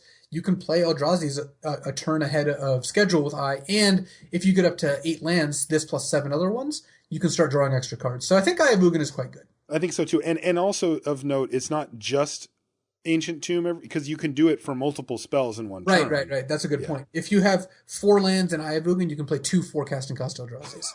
Also, it's Eldrazi spells. Though I don't know if there are any actual Eldrazi spells in the set, so I guess not. Okay. What else do we have? All this dust. Forbidden Orchard, not remotely playable. This taps for a mana of any color, but your opponent gets a 1/1 colorless spirit token. Under no circumstances put this in your deck. Nope. Horizon Canopy taps to add a green or a white and you pay a life, or you can pay 1 and tap it to draw a card. And sack it to draw a card. So this card's that pretty one can't sack for color, or can't tap for colorless. It can't tap for colorless, and it pains you every time it taps. But the card is still very good. I would play it if I was white-green. Yeah, the ability to just cash it in for a card in the late game is really strong. Another great one is Core Haven. This is it taps for a colorless land. Again, enters untapped. You pay 1 generic and 1 white and tap it. Prevent all the combat damage that would be dealt by a target attacking creature this turn. This card is busted. This actually is probably better than Ancient Tomb. Now card's great. Because it taps for colorless, so it still casts your colorless cards. It prevents all damage that would be dealt by target attacking creature. Not 2. So if they have 2 4/4s out and you have a 4/4, you can just block and eat one of their 4/4s, and you take 4, but their creature doesn't deal damage. Yeah. So yeah, that card's like EDH playable. Core Haven is an A as well. The card is absurd. Mana Confluence, tap, pay 1 life, add 1 mana of any color to your mana pool. This I would default to not playing. I don't think you'd play that, yeah. I think even in a 3-color deck, I'd be wary of playing this. The fact that if this is one of your opening lands, you're just paying 3 to 4 life over the course of the game, maybe 5, for not much of an advantage. No, and if one of your colors is colorless, it doesn't do that either, right? I guess it's worth noting also there's a cycle of the filter lands that tap for a colorless, or you can pay a colored mana and tap it and add 2, one of the combinations of the two colors that can produce. Like Mystic Gate, for example, says white/blue tap, add white or white-blue or blue-blue to your mana pool. Mm-hmm. And it taps for a colorless. So those lands tap for colorless, so they have a little bit of extra value there. And then, of course, there's Strip Mine and Wasteland. I've been waiting for these ones. I want to hear what you say about these, because these to me are the most interesting for limited these days. Like, do you run them, etc.? I would always run either of them if I needed colorless, because they're just better than Waste. They tap for a colorless. Strip Mine taps and sacks to destroy target land. Wasteland taps and sacks to destroy target non-basic land. Strip Mine is really funny, because you should pretty much always run it, I think, because the opportunity cost of a land that taps for colorless, let's say you don't care about colorless, you're just like a red-green deck that has no colorless cards. The opportunity cost of a land that taps for colorless isn't huge, and sacking to destroy a land is insane. What if your opponent misses their 3rd land drop? You just get to Strip Mine them into oblivion. Yeah. So Strip Mine is great. Wasteland is a lot less great, because killing a non-basic is just so much narrower. Yeah, can't kill Waste with it. And then Tectonic Edge is the last of the land destruction ones, and that's, or actually last of all of them. It taps for a colorless, or you can pay 1 and tap it and sack it to destroy a non-basic if your opponent has 4 or more lands. So, yeah, I mean, you would play this over Waste. It's a good colorless source, but it's nothing special. So, that's just a very brief rundown on what the expeditions look like. All right. I'm glad you included that. I think that that's important, but not, something that we wanted to spend too much time on. All right. That is going to do it for the Oath of the Gatewatch Rare and Mythic Rare review. Luis, the set looks cool. I know one of the big things that they liked about the Eldrazi was that they're weird, right? They're supposed to come in and things are strange around the Eldrazi. And I gotta say, reading the rares certainly conveyed that. It was like, this does what? I'm doing what with my library? And it made it fun to review them, because there's so many crazy things going on with them. So yeah, I definitely have my eye on some of the sweeter rares in the set too. I want to remind you that the show is brought to you by channelfireball.com. Make sure you check out Channel Fireball for awesome free content, and of course a full host of magic related things for sale, including sealed products, singles, supplies, all that kind of stuff. And if you want to find us on social media, I'm Marshall_LR, and Luis is LSV. Twitter's a great place to say hi or give us any short feedback that you may have. We love saying hi to our listeners. You can also find everything related to limited resources on lrcast.com. Now, you can find links to our streams. Louis and I both stream pretty often. I stream late at night. He streams in the evenings, and you can watch us play and interact and have fun. You can find things like the Facebook group, or the Facebook page. If you like getting updates about when the show's released and you don't happen to be on Twitter, but you're on Facebook, you can like the page. And then whenever I put up the show, I always put a post on there. Boom, it'll just show up for you. So that's kind of just another way that you can get the show. And of course, the LRcast subreddit, all the information's there too. There's a great group of awesome people there that can help you out with Limited, that you can ask questions, have discussions, and they're going to be like-minded. They're going to be nice, decent people who are going to, try to help you get better at Magic, at least hopefully. That's going to do it for this one. Thanks a lot for hanging out with both of us. We do appreciate you taking the time, and we'll see you next week. So I wanted to introduce a new segment to the show. Ooh.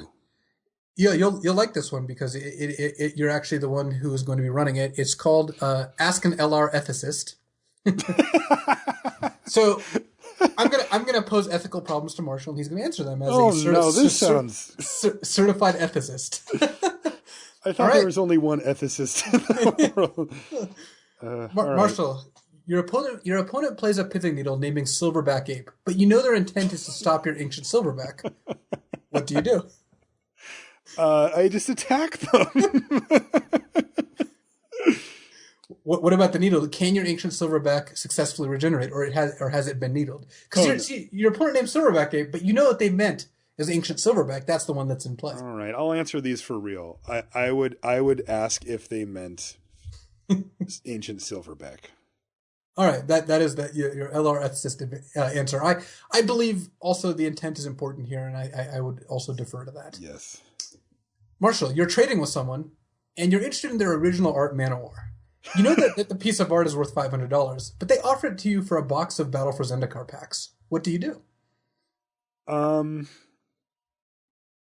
Yeah, I'd probably just take the trade.